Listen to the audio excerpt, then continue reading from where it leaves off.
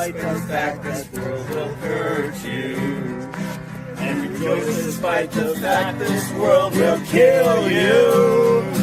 And rejoice despite the fact this world will tear you to shreds. Rejoice because you're trying your best. Hey, I love that one. That's gorgeous. Thank you, brother. Wait, who's that brother? All right. Welcome to the Friday live stream. Haven't done it for a little while because I was on vacation for 3 weeks. We have Midwestuary coming up in just 2 weeks.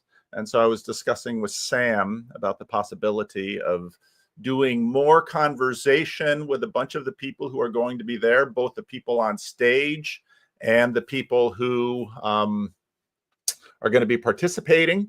And so we've put a group together this morning, kind of last minute, but I'm really glad it came together. I'm going to bring them in. Well, I'm going to bring Sam in first because Sam doesn't really need any introduction. Everybody knows Sam. Aren't I the least well-known guest on this stream? Not the most well-known, but I appreciate that. I don't know. Maybe you are the least well-known, but it depends on the matrix and the context. So sure, at least everybody in this corner knows who you are, Sam. What a difference from how many years ago did you first contact me and we did that one recording? It was 2019. So and 6 years. Yeah. The sound was so terrible, and you came out as a biblical Unitarian, and claws came out from some people. And I'm just being true to my inner secret, sacred self. All right, we've worked through that. The next person I'm going to bring on probably needs some introduction, but not a lot to some people. This is Annie Crawford. Welcome to the channel, Annie. Hey, Paul. Thanks so much. It's great to see you live in person for the first time. This is really fun. Annie has been following the channel for a while, and she did a course at the Symbolic World, and we've been trying to get her on to do a rando, but that hasn't happened yet. But I didn't want to get that in the way of her participating in this, because when Sam and I started talking about this, I didn't know how many people were going to be able to get together today. So I thought Annie would be a great person to have on. Why don't you tell us a little bit about yourself, Annie? Yeah, sure. Thanks, Paul. So I'm a classical educator. I homeschooled my kids, and out of that work developed kind of a broader,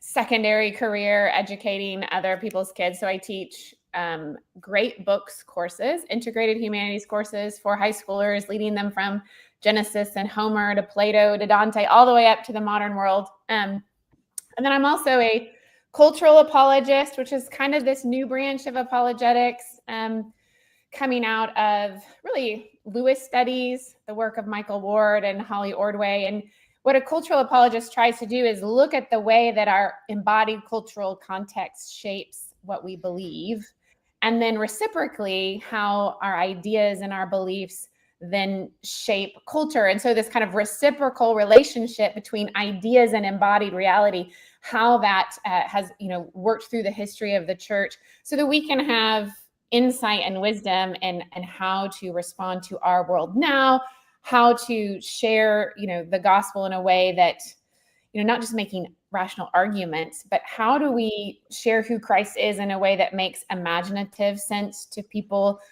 cultural sense. And so really, when I found Pajot, I thought he's doing way more successfully what all of us in this program are doing. And so I really have enjoyed his work and getting the chance to work with him at Symbolic World.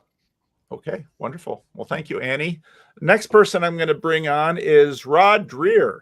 Doesn't need a lot of introduction. He's been on the channel a couple of times. I would say if anyone is responsible for, if someone in the Christian Reformed Church wants to blame someone for the trajectory my career has taken over the last 10 years, I think it's Rod Dreher. A lot of people blame Jordan Peterson, but before I ever found Peterson, I found you, and I started reading your blog, and that rearranged some things for me. So, well, that's an honor. Thank you so much.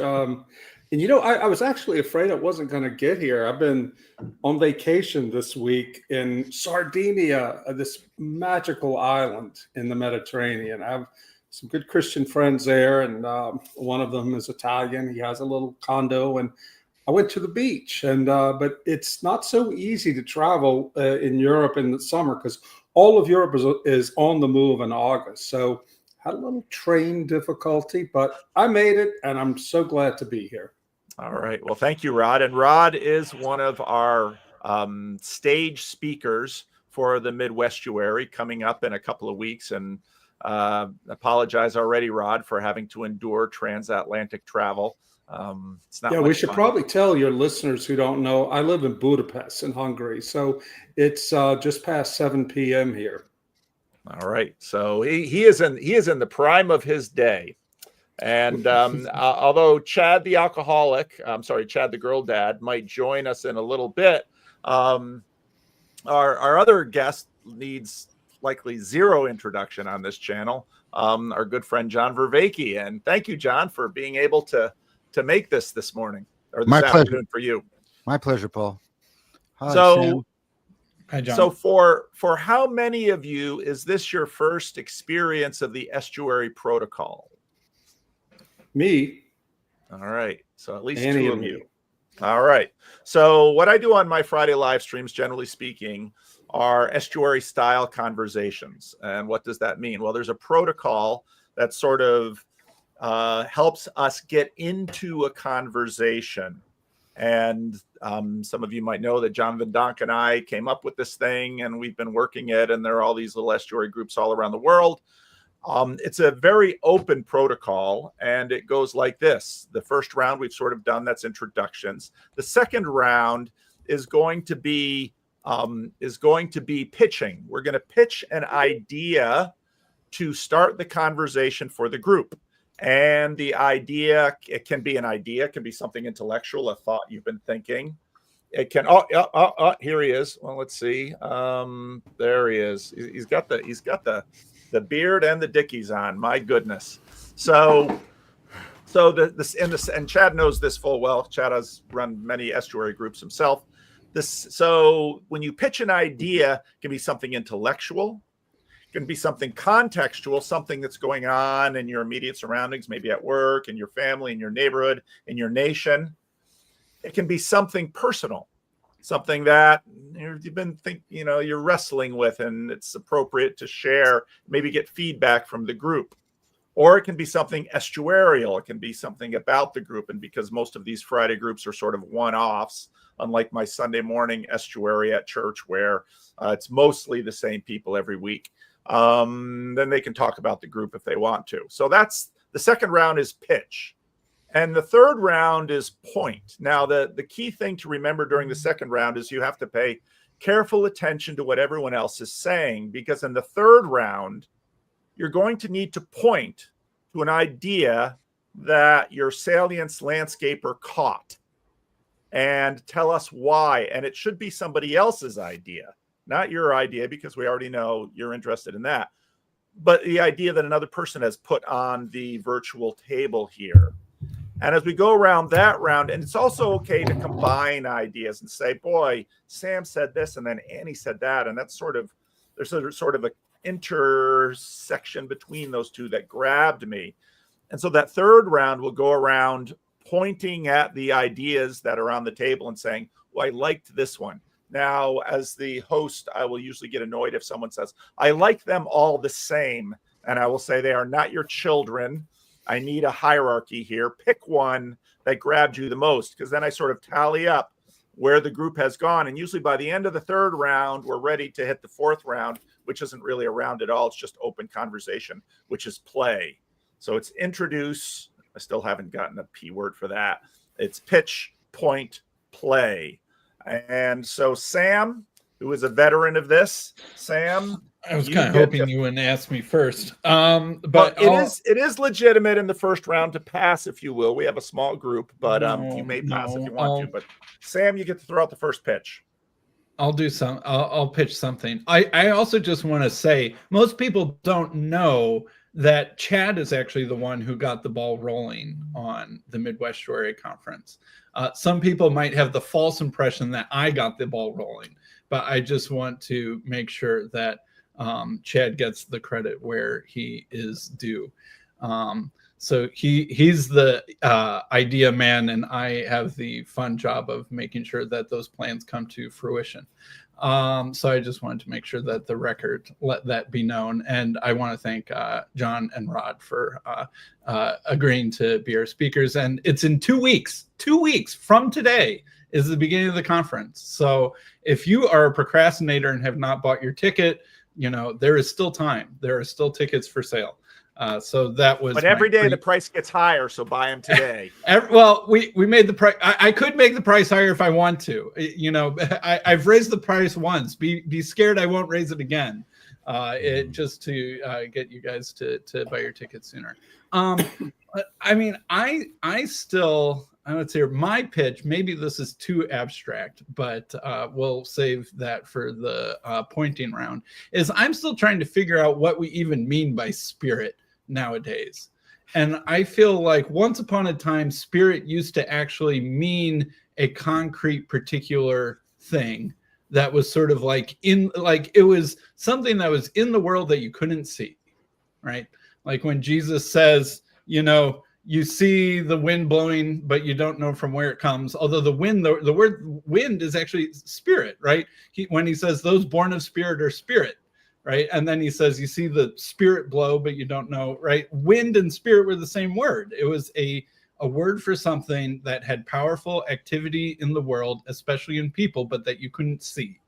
But you could see the effects of it. Like you can see the effects of trees, leaves rippling on trees, but you can't see the wind that causes the trees to move.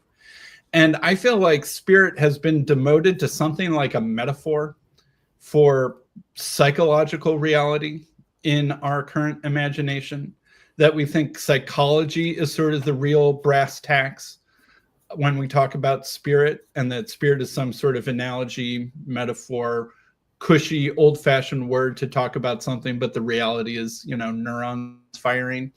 And I'm wondering if we can still mean something real, if spirit can get back to its old place in the ontology where it means something as brass tacks real as neurons and psychology and stuff like that. So that's something that's my pitch for the story round. Very good, Sam. Very good, Sam. Annie, do you have a pitch that you'd like to make? Well, providentially, perhaps the spirit is descending upon us, because that is precisely the topic that I have been mulling over, especially after listening to Paul, your video clips of John Vervaeke, like your story of your interactions with Hermes is so fascinating, right? And so much of what we are all doing in this corner is trying to reconstruct a coherent cosmology, right? We've had that modern dualism where everything's reducible to the material, or maybe we admit a kind of pure spiritual realm, but how the two integrate, we don't know. And so we're wrestling with how to reconstruct this integrated cosmology that gives room for these intermediate spirits. What do we even mean by spirit? I'm just constantly thinking about that, and it came up again for me just listening to that conversation with you, John. So my pitch is the same as Sam's, I guess. All right. Just a warning on the second round. It is not you can pitch what someone else has pitched, but that's the third round is good. So if you have something different that adds to the flavor, Rod, do you have anything you'd like to pitch this morning? What's on your mind? Well, it's I feel a little funny about this because it aligns with what Sam and Annie said, but maybe it's different significantly. I'll tell you what it is. I recently went to Chartres in France to write a story for the Free Press about the annual pilgrimage that 20,000 young traditionalist Catholics, mostly French, but also from all over Europe and even some from North America, they take a 3-day walking tour from Paris to the cathedral in Chartres over the weekend. They camp along the way, they pray together, they sing hymns, and it all concludes with a traditional Latin Mass in the cathedral. Now, with 20,000 people, you can't get them all in the cathedral, but so they're all surrounding the cathedral. I went there as a journalist to find out what attracts people. The average age, I think, was 19, to spend 3 days walking and camping and praying together.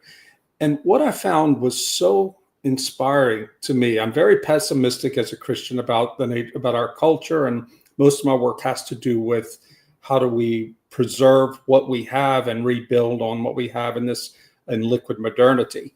But these kids, man, they were just incredible. They all when I asked them why you're there, it was all some version of, we're seeking meaning, we're seeking purpose, we're seeking community and transcendence and a connection to our roots. And they believe they could find it by this ritual, this 3-day pilgrimage culminating in this Latin Mass. I found it really, really moving, because I think I could see if they were being joyful in a happy, clappy church camp way. No, I think they really got it. After that, I went with a journalist friend down to visit René Camus, who is one of the most controversial intellectuals in France. And I asked him in the interview I did, I said, General de Gaulle in his memoirs said that he always had a certain idea of France. What is your idea of France? And he got a little bit indignant, but in a comedic way. And he said, France is not an idea. France is castles. France is cathedrals. France is places. And he just starts naming things, art and music. And I put 2 and 2 together there. And I said, maybe this is the answer. Maybe we need to help Christians and others who are caught in this, what John Vervaeke calls a meaning crisis. We need to reconnect them, their spiritual convictions or religious convictions, with actual people and places and historical things. There was an American Catholic priest I interviewed there who was guiding a group of high school boys from Philadelphia. And they had been at a traditional Catholic monastery in Fontainebleau the week before they went to Chartres. And he said, these boys are just blown away by it. He said, you're seeing these boys wake up at 4 a.m. to participate in the chants of the monks. And he said, they are so overwhelmed by beauty. I've never seen anything like it. And the priest said, I kind of feel like we spend too much time in catechesis and not enough time reflecting on the beauty that comes out of the gospel. So this is also how I discovered the works of John Vervaeke, and all of this is going into my next book project. So the thing I would like to talk about is, what role does rediscovering material culture, the art, the music, the material manifestations of Christianity across the centuries, what role might that play in revitalizing the church today and even building on Christianity, rebuilding it and helping solve the meaning crisis for people in the West whose ancestral religion is Christianity? All right. Thank you, Rod. Very good. John, do you have something you'd like to pitch to us? Well, largely triggered by what Rod said.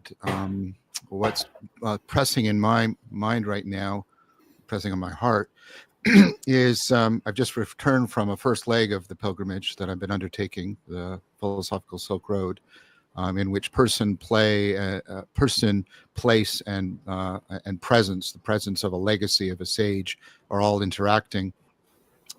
And this has made me reflect more on pilgrimage. Rod, you'll see how this converges with you in some ways, but I think it's different as well. So I think I can keep Paul happy while still converging with you. We'll see if I can make it work.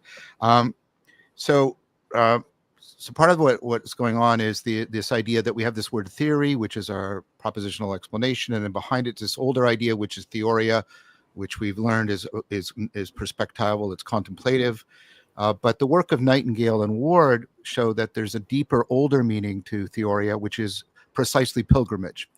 And the idea that if we want to get down to the deepest, of course, we need the contemplative, the mindfulness. John Vervaeke will never deny that.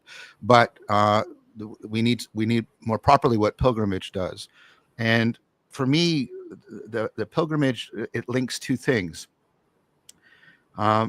Charles Taylor, who is a brilliant Canadian philosopher, and I'll always wave the Canadian flag, especially right now when I'm going to be venturing down to the hostile world of the United States, and Canadian academic crossing the border and perhaps waylaid and held for 3 or 4 days while I miss the conference. We'll see.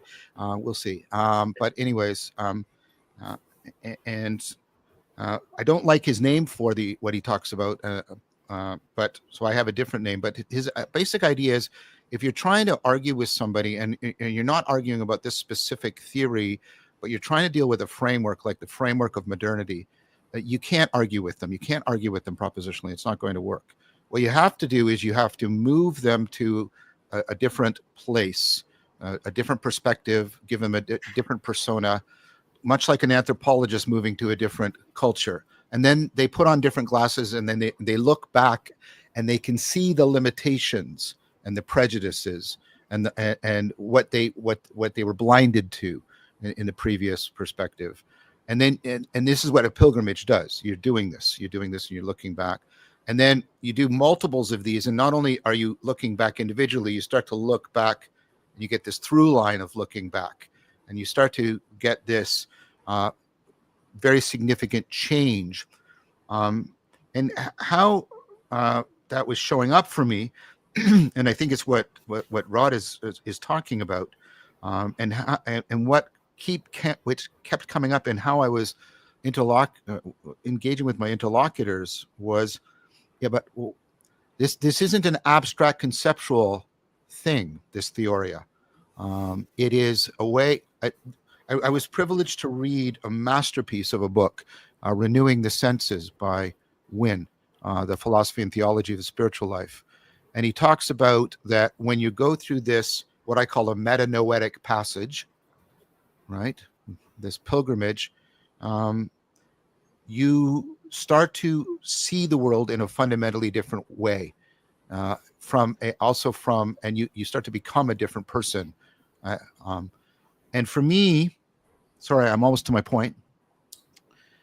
This goes towards the thing that is most central to me in connection to pilgrimage as this metanoetic passage, which is the proposal that the West needs to recover the idea of theosis.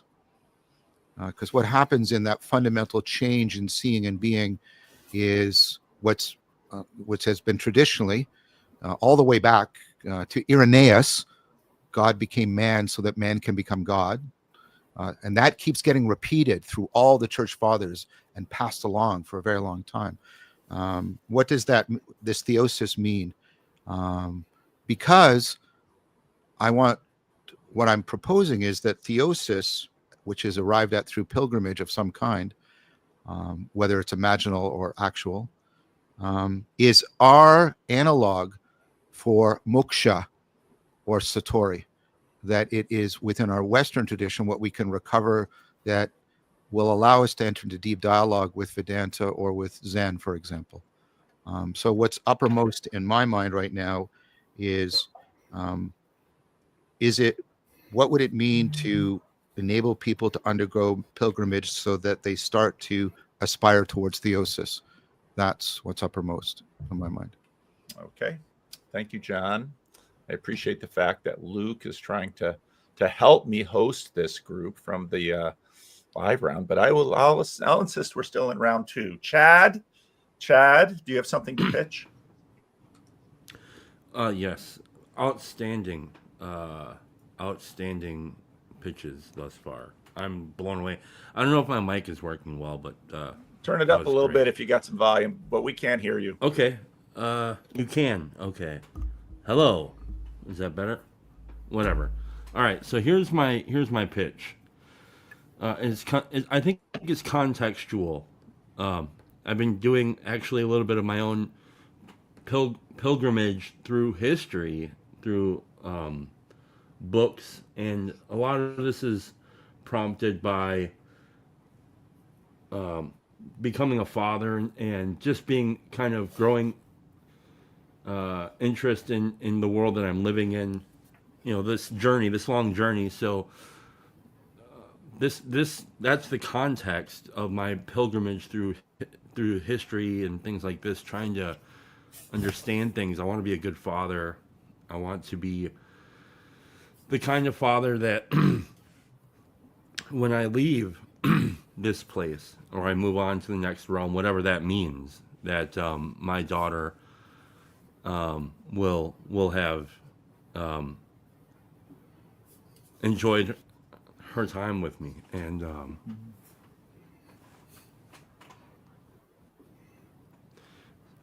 so that's the context. Sorry. The pitch is wrestling with the subtle and explicit, sometimes hidden, compounded context of personal growth and decay as it relates to contemporary historical, familial, and even mythical realities of life, and trying to glean some general principles of unity and sanity to discern mercy and grace and sacrifice and peace, and trying to recognize and express gratitude for the privilege and burden of givenness, which is a bunch of bullshit that I wrote down to try to say, I don't know, how to live properly in life. And, I think I have some ideas, but I mean, it's all you have to do is talk to people for 5 seconds and be like, how the hell does that guy have those crazy ideas? And then he'll say the same about me. And it's like trying to not destroy the world that we're in. I mean, all you got to do is go through history and see how close people were to contributing to something magnificent, and then they just blow it up because they're fucking idiots, like we are. And so that's what I'm thinking about. So part of my language. Sorry, Paul. Sorry. That's my pitch. All right. Thank you, Chad. I was going to pitch, but I usually pass. I'm going to pass.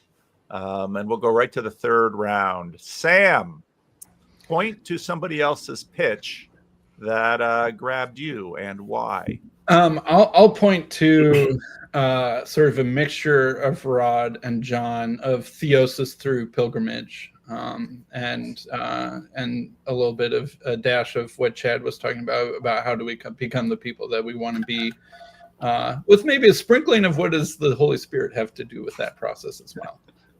But I think that, theosis through pilgrimage sounds like a great topic.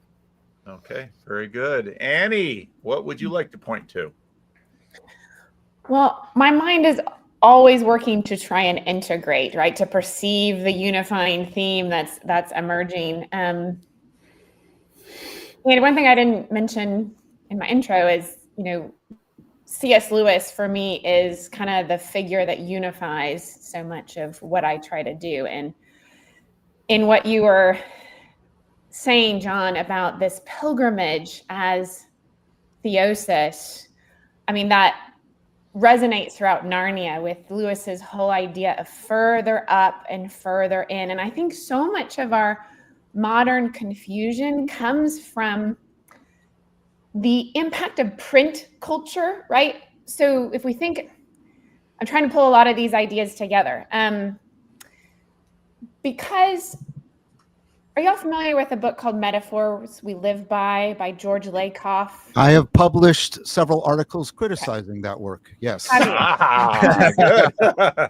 Okay, well, interesting. But I do think, this also, so trying to connect to what Rod, you're saying about the material significance, the role of materiality in renewing the church and addressing the meaning crisis. What you're saying, John, about the way that movement through landscapes opens up epistemological possibilities, right? Both of those are connecting to this idea that our understanding is rooted in our embodied reality, that it is through metaphors, through physical, we're incarnate beings, and it's through physical experiences that we know. That's just our primary mode of knowledge. And this was very important to Lewis. This really frames so much of the way that he thinks about the role of the imagination. And so this idea that our incarnational space is part of how we understand the world that we live in, and paying attention to that in order to open up possibilities of moving further up, further in, right, toward theosis. Let me think gosh, there's so much here to pull together for a second. So I'm really interested, I guess, in that connection point. Incarnation, metaphor as an incarnational principle that can help us better understand this idea of pilgrimage, because back to the print culture. Thank you. I found my thought. Forgive me. Print culture teaches us to think in static ways, right? I want to nail down on the page the propositional truth. I want to understand, is this right or is this wrong? Or is this good or is this bad? And Lewis points this out in Mere Christianity. We have to account for time as one of the fundamental dimensions through which we know the world, right? And so this accounting of time in our understanding, I think, is really important. So like I think of, your conversation, or John, your experiences with Hermes, let's say, right? So that's going to make a lot of Christians uncomfortable. Oh, this other intermediate spirit. Is this good? Is this bad? We forget to consider the dimension of time. Well, is this particular context or landscape in which I'm in, this epistemological landscape, let's say, am I moving through that landscape further up, further in, or am I moving through that landscape in a way that's retreating, withdrawing? The direction of movement is something we have to account for in our understanding of things, and I think we don't often do that. So I'm sorry that that's not maybe pulling together in a very helpful way, but that's what y'all have me thinking about with your proposals. That's all right, Annie. I can score that one. That's okay. That's better than I like them all the same. Rod, what would you like to point to in terms of what someone else put on the table? Well, I especially like John's idea of pilgrimage as a way of theosis. And, I became an Orthodox Christian 20 years ago. And I learned as an Orthodox Christian a couple of things that are relevant here. First of all, the idea of theosis, which is to say our journey through life as Christians is to become in-Godded. I think that's one of the Inklings said that, but it is to become more and more filled with the Holy Spirit, so we become more like God. That is what theosis is. It's a process. It's a lifelong process. Now, another thing that I learned from practicing Orthodoxy is something that John has called participatory knowing. Mm-hmm. That is to say, it really shook me out of my very Western, very modern Western mindset of thinking that knowledge is what you think, and only what you think. And in fact, there are ways of knowing that can only happen through the body. And my journey in Orthodoxy has helped me understand this. And reading John recently, as I'm trying to understand why it matters so much to go on pilgrimage, to understand what was driving these young people, that's very important. Now, Zygmunt Bauman, a Marxist sociologist, came up with a really important concept called liquid modernity. Mm-hmm. And we can get into it later in the discussion. Maybe I don't want to delay this round with it. But anyway, he says this is the time that we're in now. It is a time that has turned a people that used to be pilgrims into tourists. The difference being a pilgrim knows where he's headed, or at least has a specific goal in mind. He's going on this journey. It's a linear journey in community with others. They will pass through different familiar landmarks, but they will get there. They can measure their progress. A tourist, on the other hand, let me back up a little. The pilgrim, it's a journey of meaning. The tourist, on the other hand, is free to go wherever he or she wants, driven only by his desires, which is to say, when he gets bored, he just moves on, and there's no rhyme or reason.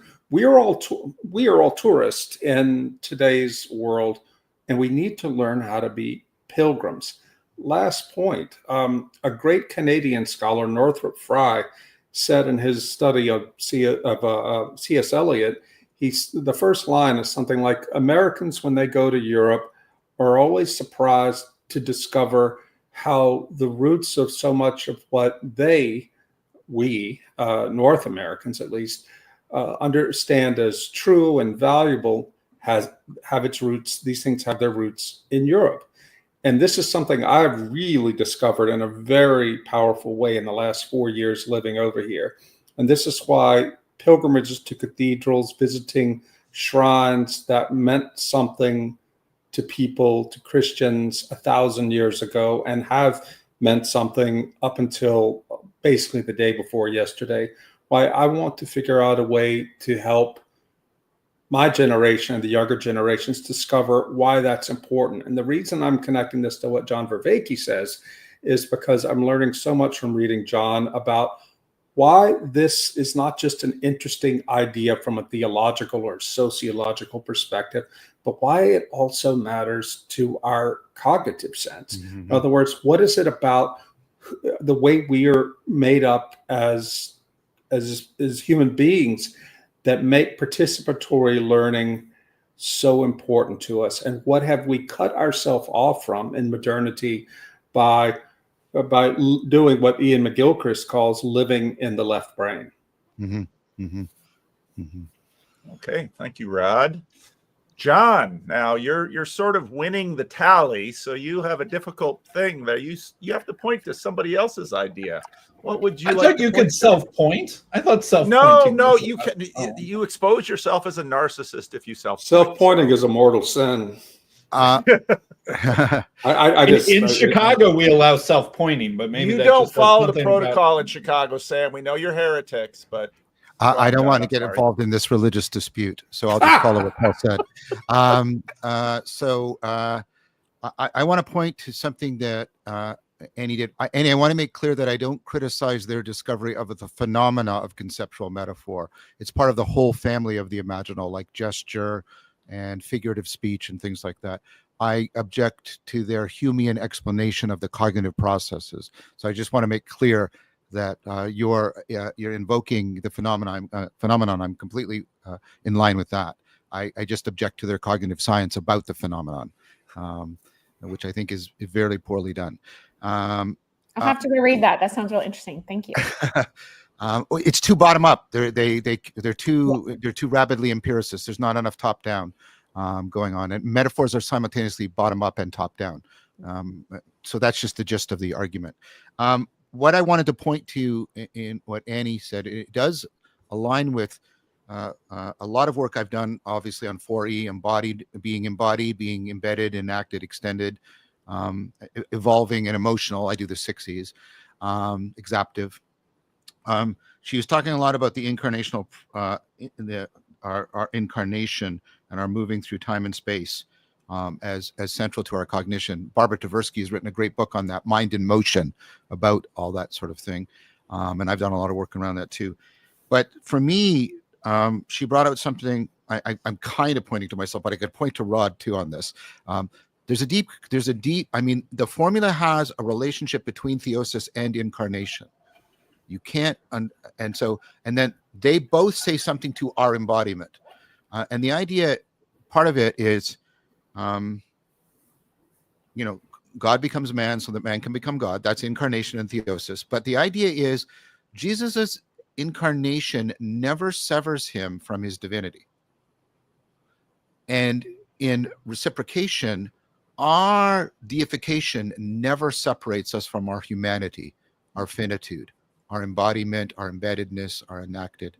And so I'm actually also very interested in that. What is the relationship between this, I'll use the standard metaphor, ascent, right, of theosis, more up and in, as you said, and also our obligation to recognize that we can never transcend such that we escape our finitude. We will never, that theosis never means any kind of escape. So this is the anti-Gnosticism, any kind of escape from our humanity, and trying to hold those two together.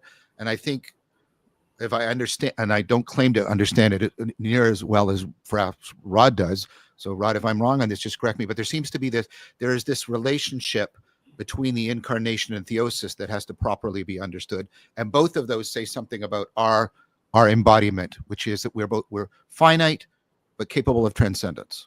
That's what I'm pointing to. That's not just pointing to what I previously said. Okay. Thank you, John. Chad, what would you like to point to? Well, I don't. Can you hear me now? Because is We it hear you working fine. better? You're doing Okay, fine. fine. Yep. Yeah, Okay, clear. excellent, most excellent. Well, I like them all equally, and I think that they are all pointing to the same thing, which is very clear to me. I don't, it's actually very much it's what is spirit, and I think. Yeah, what is spirit as it relates to the pilgrimage and theosis are just like that just makes the most sense to me. I mean, it's like yeah, yeah, that's it. That's what I want to point to. All right. I'm going to point to Chad.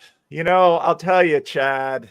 I mean, there's a lot of strong ideas on the table, but when you talked about being a father and sort of wrap that into what obviously has won the tally, because in many ways, once you bring a child into the world and part of what's been beautiful about the corner for me is that we're not just a group of people talking about ideas, because we're people. And like John just said, we don't leave our humanity behind. And, Chad, your story, when those who caught some of the pre-branding that I played Chad's poem, which I play probably as much as anything out there, because that poem so grabs onto the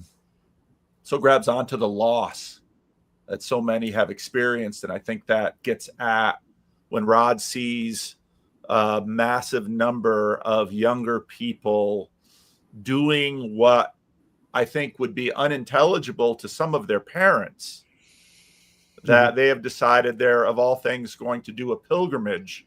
People don't know that right before I met John Van Donk, John Van Donk went to do that pilgrimage it's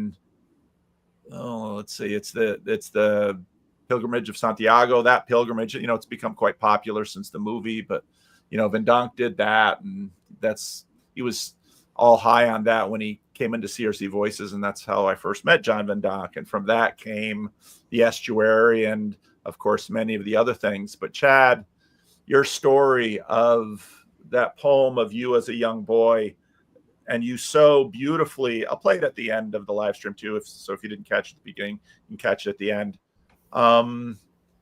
You just sensed something, then your family shattered, your parents divorced, and you've shared so much of your story, and struggling with substance abuse,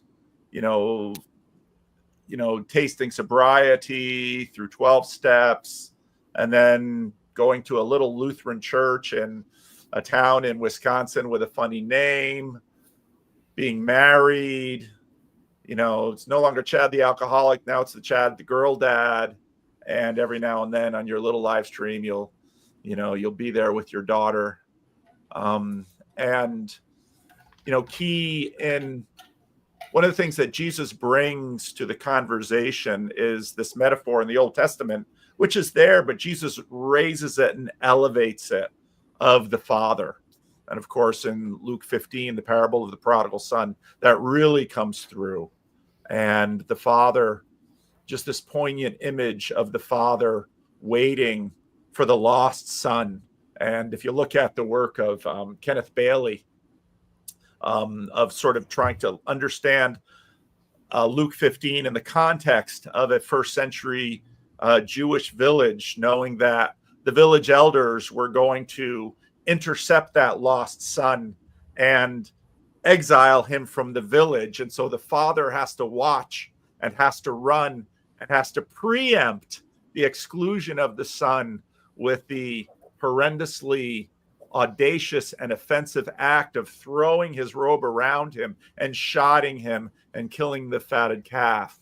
And so, Chad, I guess many of the other things tickled my brain, and my brain likes to be tickled, but you touched my heart. So you get my vote. You get my vote, Chad.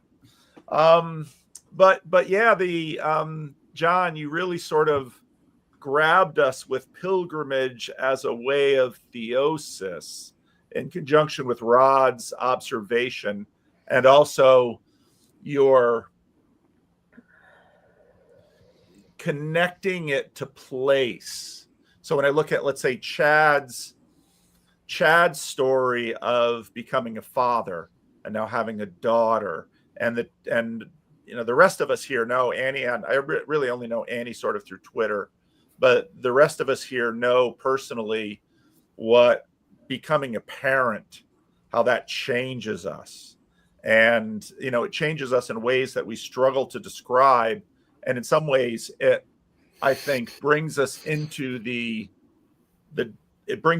story that Jesus, accents. Jesus, of course, if you read the Gospel of John, he's the Son, he's the Son, he's the Son. And so let's keep going with theosis and pilgrimage. Paul, can I add on a little bit to what you said that will connect to theosis? Sure. Chad, as someone who serves home-based families, I work with a lot of families, and I know so many families who are feeling the difficulty of our incarnational context, which is this liquid modernity, right? That so much about our culture feels like, a surrealist painting that's dripping down, or like a pile of dry sand, and here we are as you become a parent, and all of a sudden then your pilgrimage becomes not just individual, but generational, right? So as a parent, I'm trying to build for my family a coherent, meaningful life amidst liquid modernity, and begin for them a kind of generational pilgrimage further up and further in toward our divine home. While it's like, I think a lot about, it's like trying to build a sandcastle with dry sand. It keeps slipping, and it's so much work to try and hold together some little meaningful structure. And what helps me, and what I try to encourage our parents, is to think of this in the heroic mode. This is heroic work, good work, worthy of being sung by a great bard for families in our particular context to form and forge some kind of incarnationally meaningful, coherent life. It's hard. It's tear-jerkingly hard. Like I teared up as y'all were speaking, because I feel it, and I feel it in my family. But that's the sacred work. And if we can have that kind of heroic perspective toward that work, and then communities like this where we can, celebrate and sustain that work. Anyway, so maybe I just want to tack on to giving attention to what Chad's saying and the way that it fits into theosis, not just as an individual pilgrimage, but as a generation, as a familial, as a, we are bound together as a human people. It's a journey we're on together. Well, what's interesting about that is something I brought up a lot in my work is an observation made by Paul Connerton, who was an anthropologist at Cambridge University. He died a few years ago. But he wrote a book called How Societies Remember. And in the book, I think he was a Marxist, so he didn't have any religious skin in the game. But he set out to examine individual small traditional societies and to figure out how those who had held on to their traditions and ways of life against the scattering forces of modernity, how had they done it? And he said that he discerned that they had a few things in common. One, they had a sacred story that told them who they were and what they were to do, and that they held in common. Second, they celebrated the sacred story in an unvarying ritual. Third, when they celebrated this ritual, they all had a sense that in some mysterious way it connected them with transcendence. It took them out of time and connected them to the future and to the past, to eternity. And fourth, and I found this the most interesting, they used their bodies in celebrating this ritual because, in this lovely phrase Connerton used, it sediments the sacred story into their bones.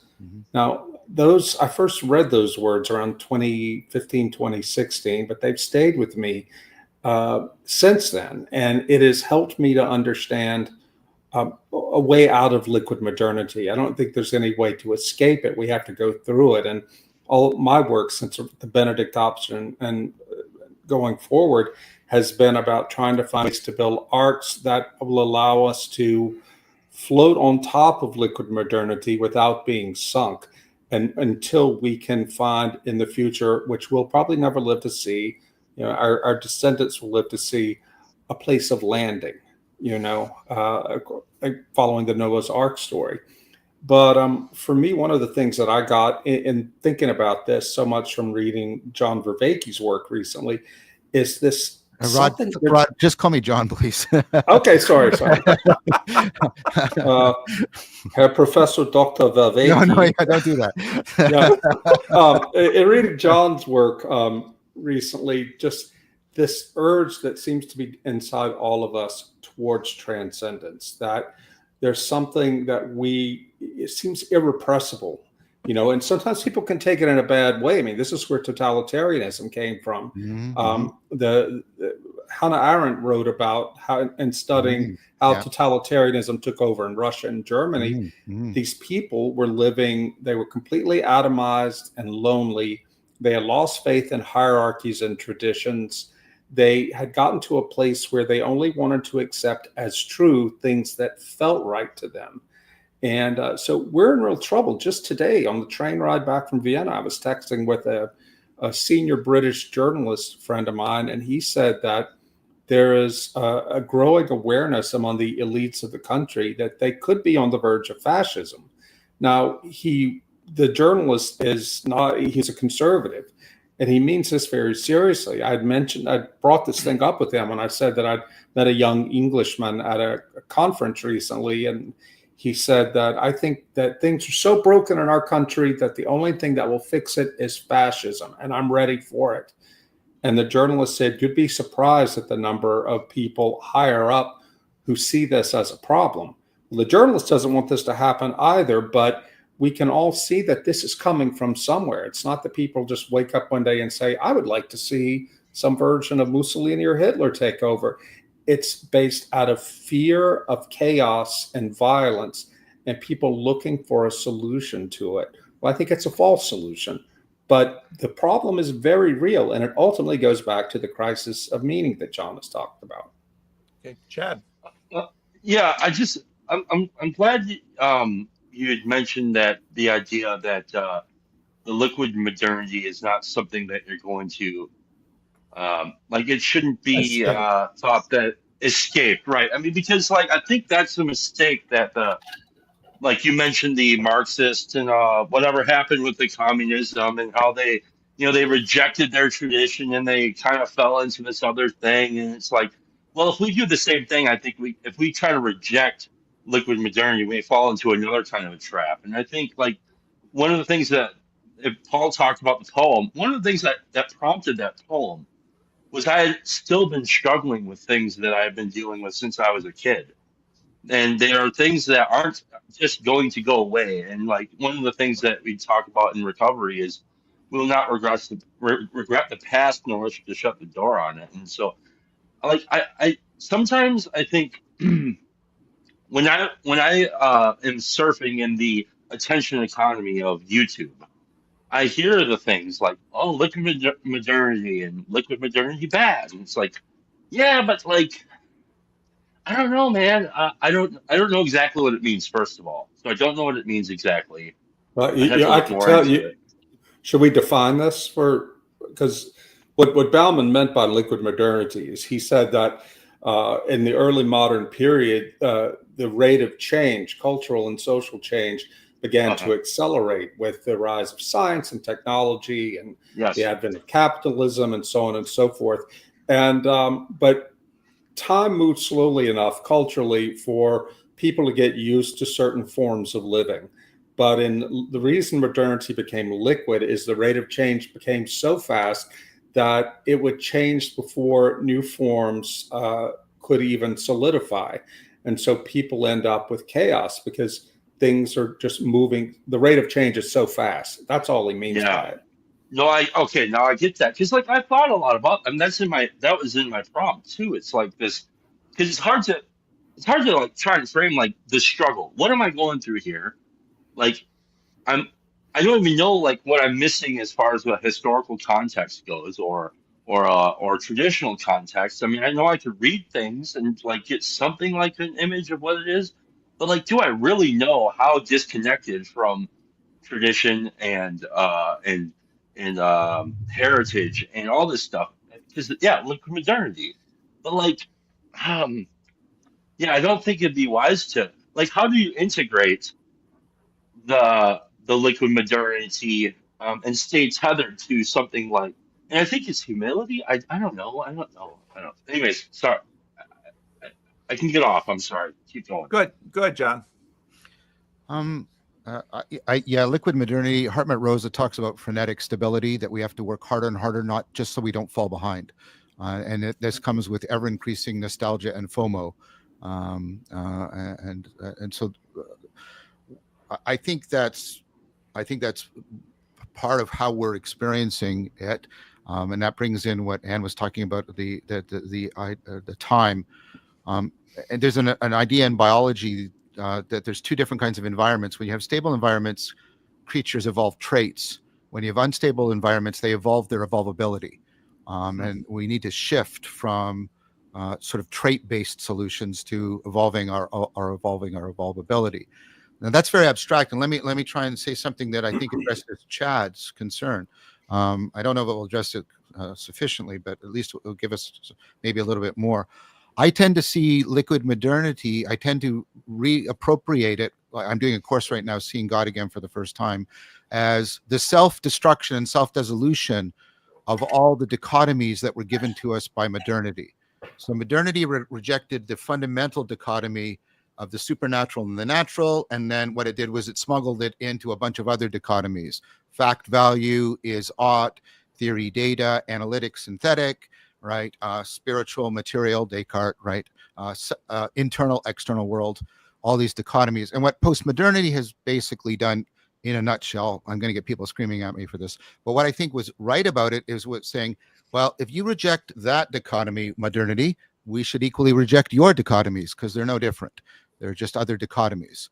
And so what's happened, I think, is the grammar that we're given by those dichotomies is dissolving. Now, that is in a lot of ways, this is Durkheim's anomie. That's traumatizing for people. It's dissolving. It's a fundamental way. And people keep trying to rebuild up.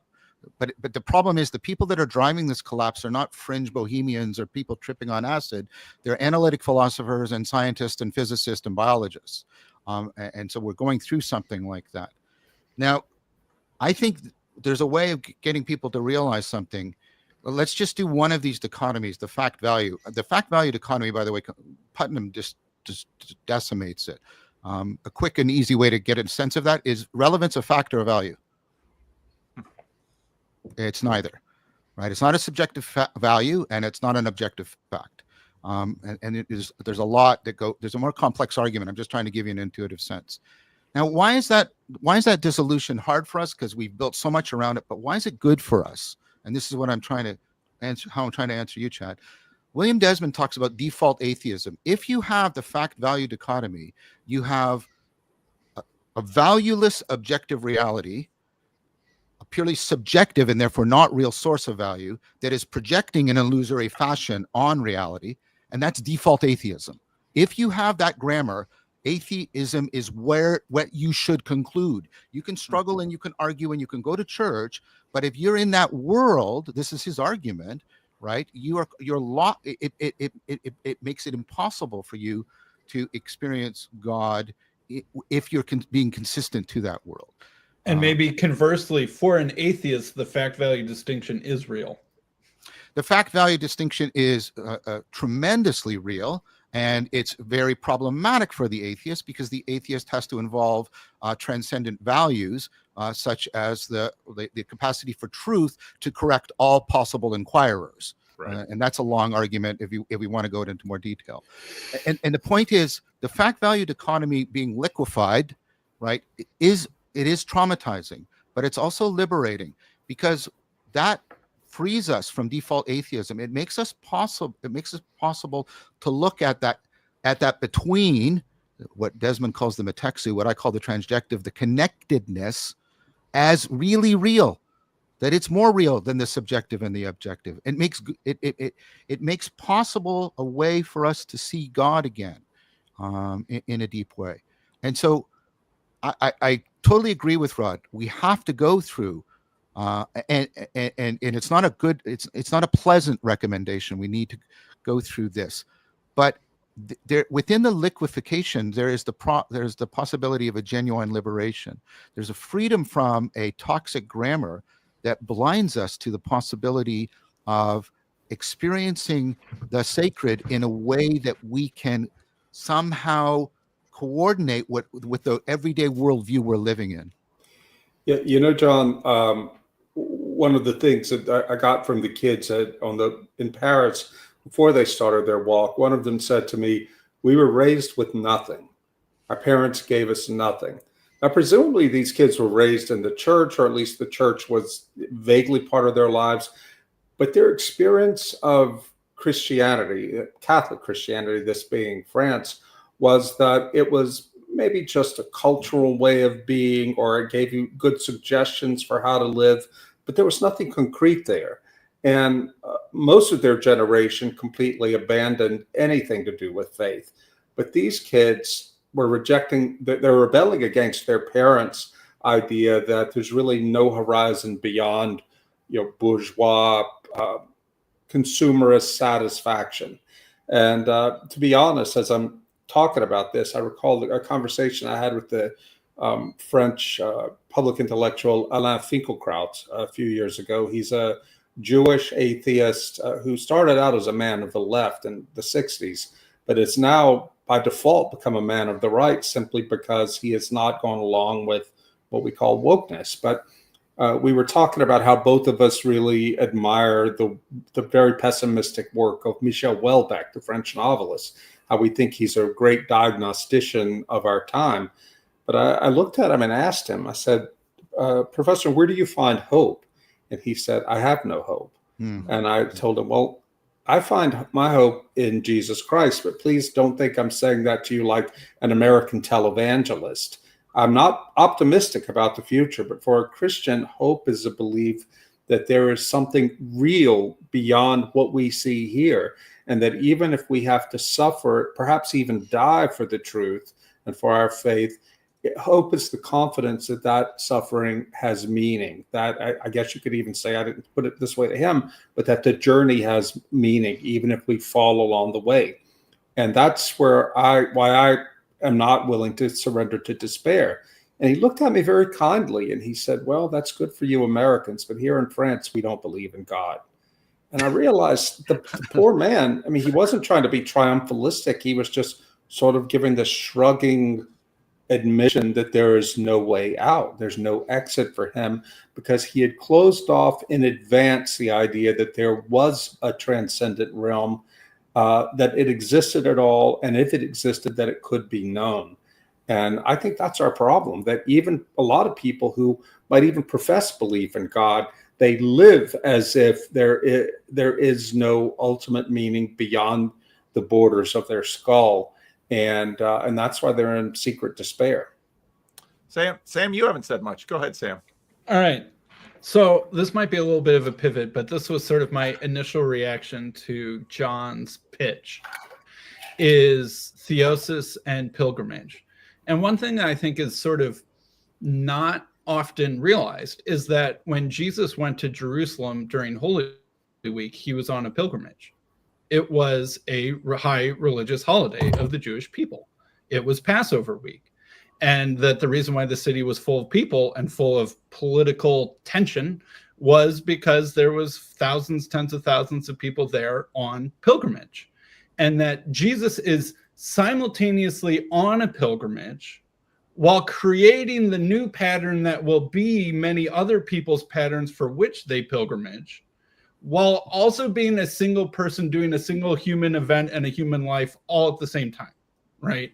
There's this microcosm, macrocosm, single human person thing going on, right? Jesus is bringing together all of the Old Testament stuff into like 1 week, while simultaneously, like when he's in the upper room having the Passover meal with his disciples, and he says, take this, drink this, this is the blood, this is my blood of the new covenant, right? He's pulling together an old covenant and creating a new covenant in a religious pilgrimage, in a religious ritual, while creating a religious ritual, while also being the person who will end up being on a cross later that same week, you know, simultaneously.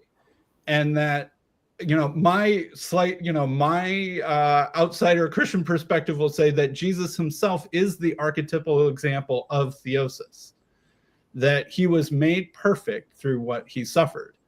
And that the word made perfect there from Hebrews is from the root of telos. He was made telos. He was telosified. He reached his end. He reached his perfection. He reached his purpose when he's there suffering. And that I think that a lot of American, or a lot of traditional Christians in America, when they hear the word theosis and you tell them what it means, they bristle. Because it sounds heretical or blasphemous, right? Like we become God, right? Isn't that exactly what the snake tempted Eve to do in the whole first place, right? And it sounds presumptuous, self-exalting, or Mormon, or something like that. And that I think that people are scared of that idea because it seems like a grasping for power and status. But Jesus shows that the path to the power and the status is the exact opposite of what anyone would think. And that Jesus, like I said, it's like simultaneously a pilgrimage and the thing that creates a pilgrimage at the same time as he's doing that. So that's what John made me think. Go ahead, Brad. Well, I would just say, point of theological objection, I don't think that Jesus became perfect by his crucifixion. He was God himself, but he gave us an example of how to live, to follow, to become united to God, which is to himself. But I think the point is generally valid that, Philip Reeve once said that, in the past, in the last world, the world of where the Abrahamic religion still had meaning and authority over people, when Christians would ask, "What am I to do?" the answer was, "Do as your Savior did." And so you're right about that. I think now, though, that we have become, even so many Christians have become so scattered by liquid modernity that we think we can just make it up. And what a lot of Christians, modern Christians, don't even realize, because we're such historically ignorant creatures, is that theosis and pilgrimage was just the way it was done in the first millennium of the church. Even in Dante, the Commedia is it's a Catholic work. I mean, it was written after the Great Schism, but it's entirely about theosis. And in Paradiso, all of the souls who make it to paradise, they become fully transparent before God, and they're completely filled with the Spirit of God while remaining themselves. They are not God, but they are united fully to God in some mysterious way. And that's what the journey on earth is about. But as John or someone pointed out earlier, let's never make the mistake of thinking that we can ever achieve that fully in this imperfect life, given our unbrokenness. Good, John.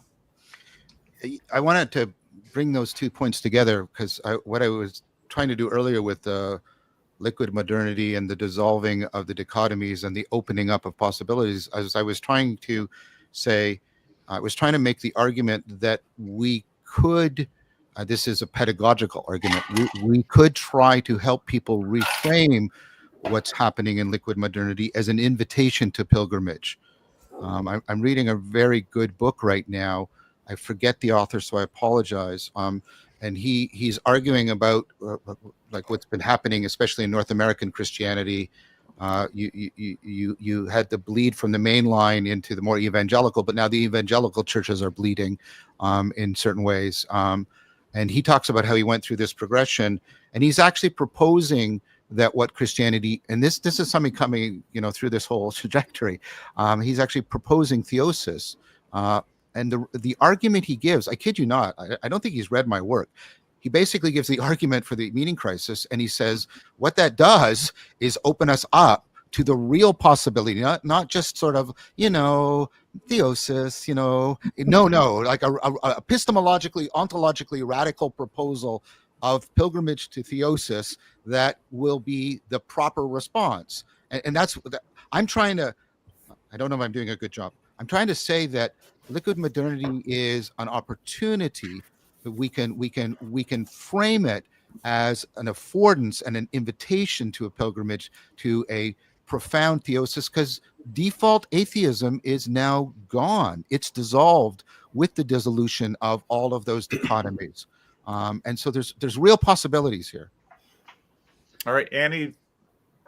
Yeah. So I want to follow up on that a little bit, John. I agree with you.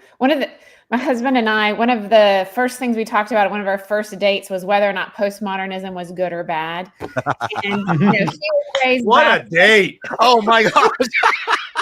They knew they were meant for each I'm other. not going to give that advice to my kids. No. When you're on a first date, bring up is postmodernism good or bad?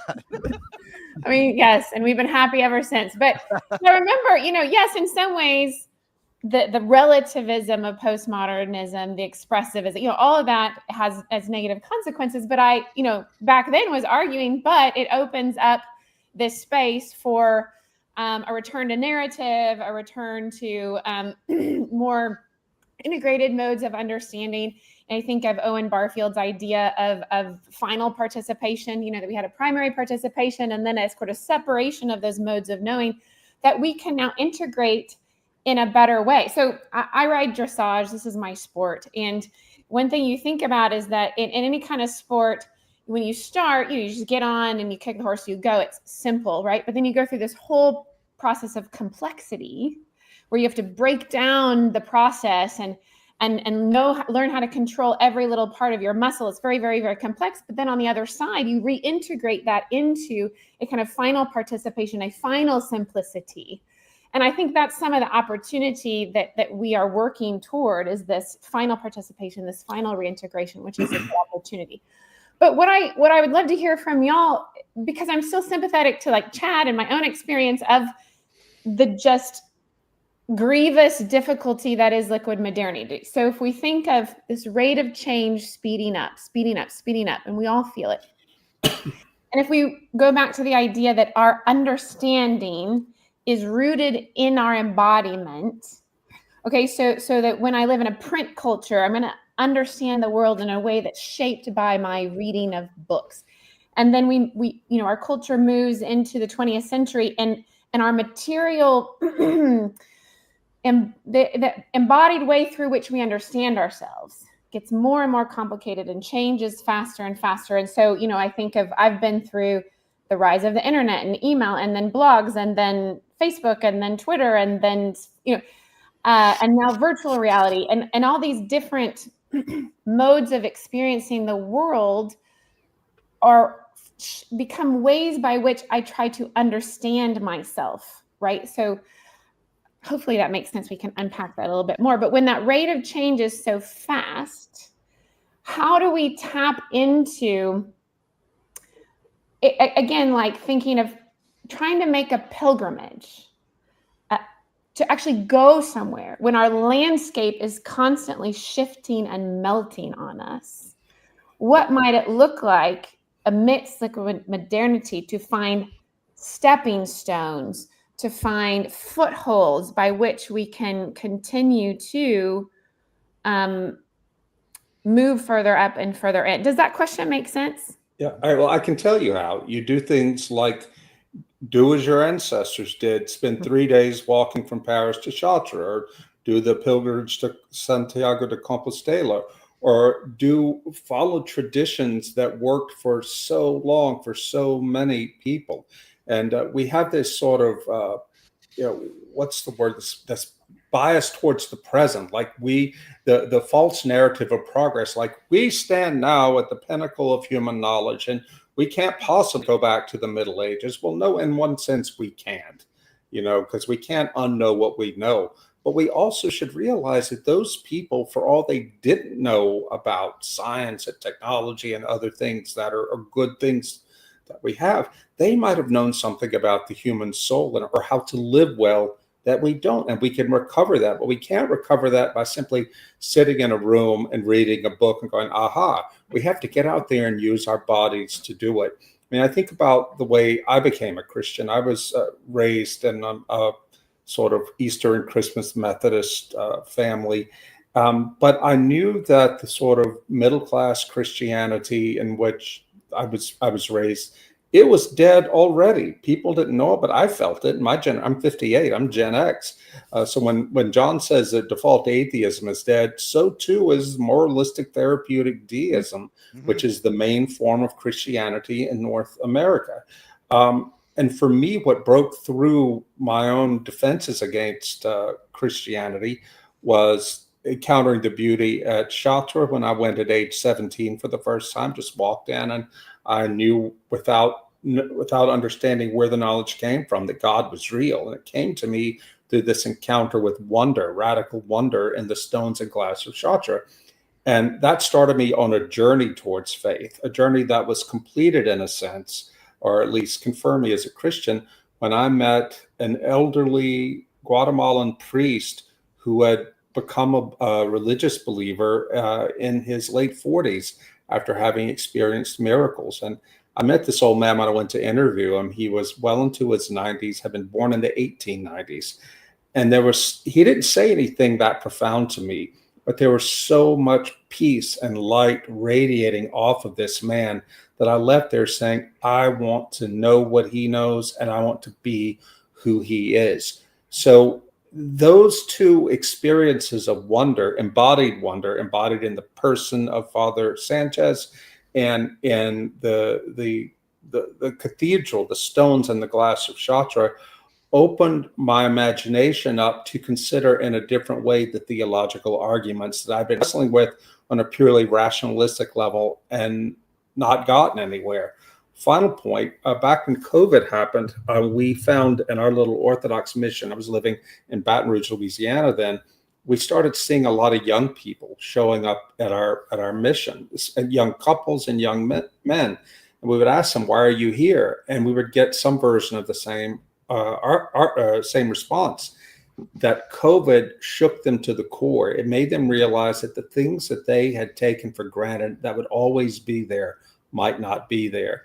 I remember one young man, he and his wife had come from an evangelical megachurch.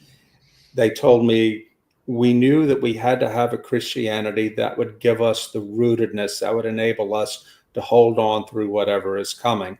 And that's why they came to the Orthodox Church. Now, I'm not making an argument here for orthodoxy. What I am talking about, though, is that deep hunger for rootedness in a stable tradition that they didn't feel they were getting at their megachurch. That's what brought them to the tradition. I'm going to talk a little bit about liquid. Go ahead, Sam. I have a question for Rod.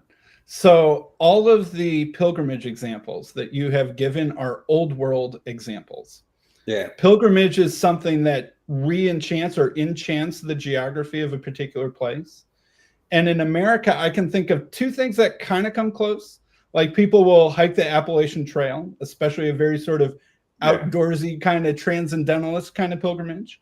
And then there is the Freedom Trail in Boston, which is sort of like a reenactment pilgrimage of the Revolutionary War. But those two things are not quite at the level of pilgrimage, right? They're kind of in that middle, more secular ground.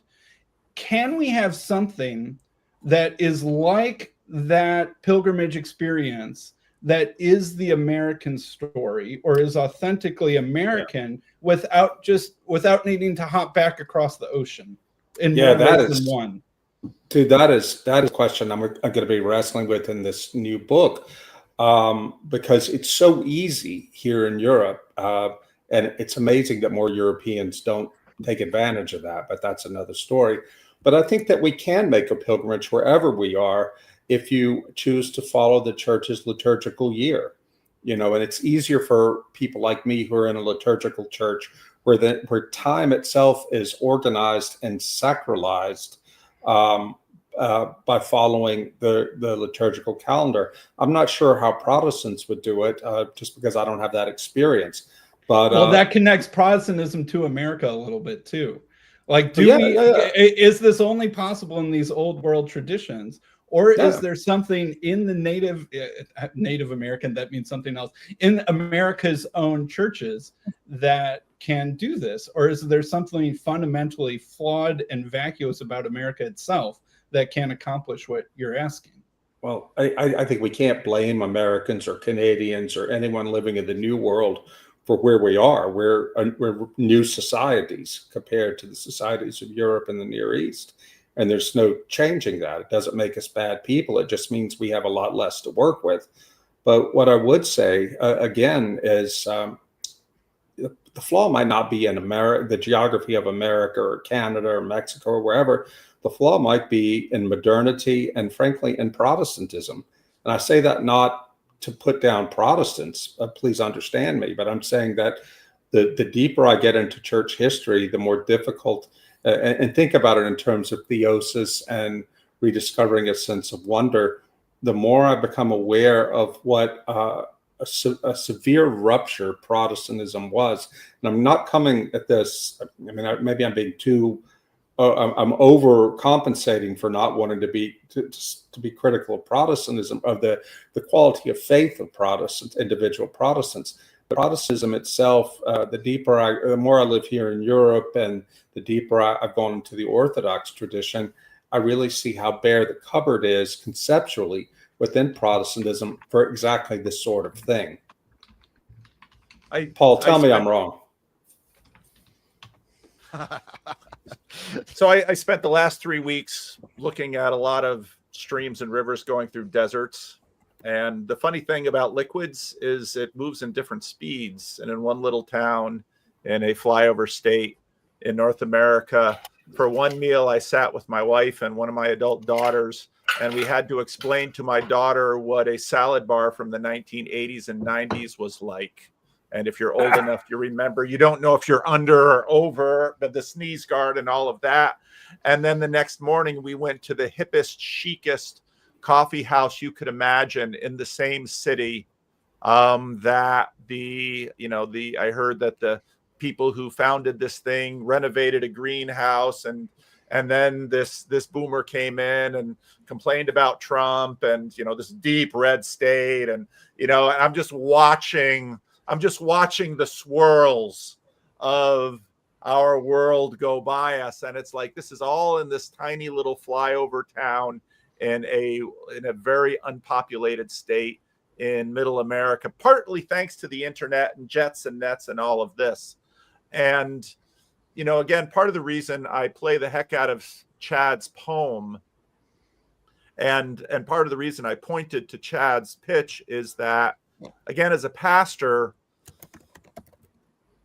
my church is struggling with, is this little church at the corner of Florin and Amherst, is this going to survive? Because I'm worried, where will the souls go? Because most people probably, one woman, she's right now sort of driving her electric scooter to church now. So she lives about a mile away. She can do that. But if we relocate to a different area or merge with another church, she can't get there, never mind getting to Europe. And so, what struck me in Sam's story about Jesus is something that I very much learned from C.S. Lewis, when Lewis in his book Miracles talks about the reality of an apple. There's a very, we want it a little bit liquid because we want it to be juicy, but it's a very real thing. And Chad's daughter is a very real person, and Chad's life is a very real thing. And one of the things that really always strikes me every time I watch Chad's poem that he sort of put to video and music is, you have all of these elements from the 90s where, you've got sort of Trump and one of his younger brides and a baby and McDonald's. And the line that catches me every time is, a clown serves the sacrament we eat. And so part of what I think Christianity has been able to do, and most of the other major world religions have struggled with it, is that the center of mass of Christianity has moved. You can still be a Christian and never make it to Jerusalem or Constantinople or Rome. And this is sort of seen in Jesus and his pilgrimage, because on one point, Jesus both makes this move within pilgrimage, and what he does, let's say in the Last Supper, is he both on one hand takes the Seder, the Exodus meal, but also transforms it through himself into something then that is in Europe, and it is in America, and it is in Asia. And so part of what Christianity tends to do is it doesn't lose its roots, but there's a way in Christianity where spiritualizes. Yes, but it's the roots can be relocated and transplanted, and that's part of what I've seen. John, you wanted to say something, so John, and then Annie. Well, first of all, I want to apply to that. Buddhism has done the same. Buddhism moved. In fact, Buddhism is largely dead in India, where it emerged, and it's more prevalent in China, and you have the distinction between Theravadan and Mahayana Buddhism, for example. It has a tremendous capacity, like Christianity, to enter into symbiosis with other things, and so I just to put that out there. I wanted to pick up on something, though, that I think I resonated with, and I don't know if I want to claim it as Protestant, although I think Protestantism makes a difference to this, which is something that is, I think, the fetish of modernity, which is autonomy, and the autonomous self.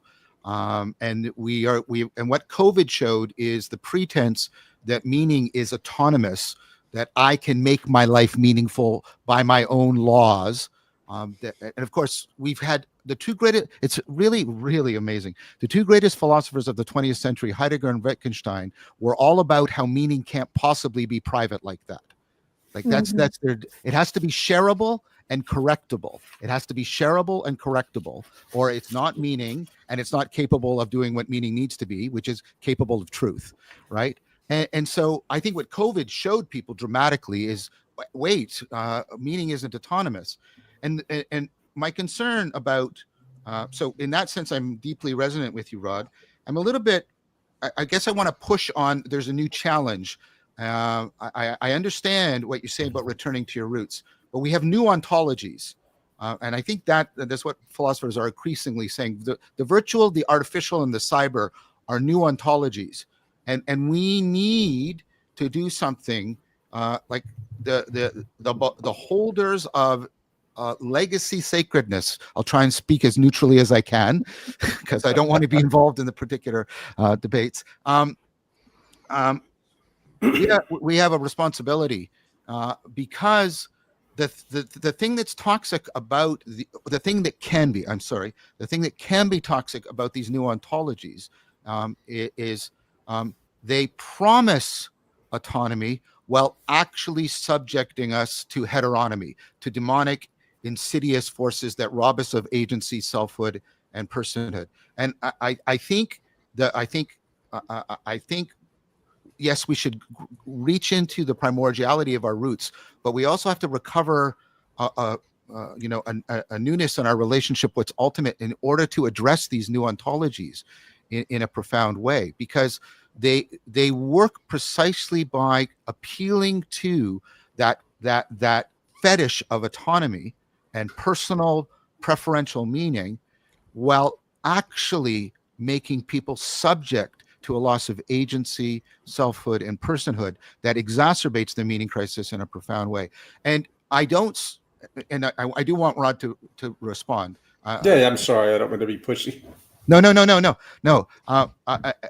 And I do think we need to recover our roots, but I do think there's also a need for a lot of innovation in the face of these new ontologies.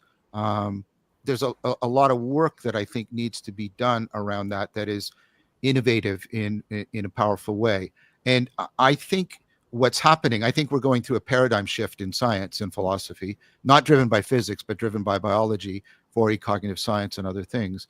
And I think the legacy religions need to talk more to that in order to come up with the innovative responses to these nascent and potentially noxious ontologies. So that's consider it loving pushback a little bit, and I do want to hear what Rod has to say. Yeah, no, I thank you for saying that. And what I would add to expand on what I was saying before, it's not like, oh, I've got this problem, I'll just become Orthodox or Catholic, join one of the more sacramental liturgical traditions, and everything's going to be worked out. You will go to any Catholic or Orthodox church and find Christians who are dead in the spirit in ways that they aren't at the local megachurch, perhaps. So nobody has a corner on this now, because if Orthodoxy is perhaps the most traditional form of Christianity in the terms of its liturgies and the way it thinks about theology.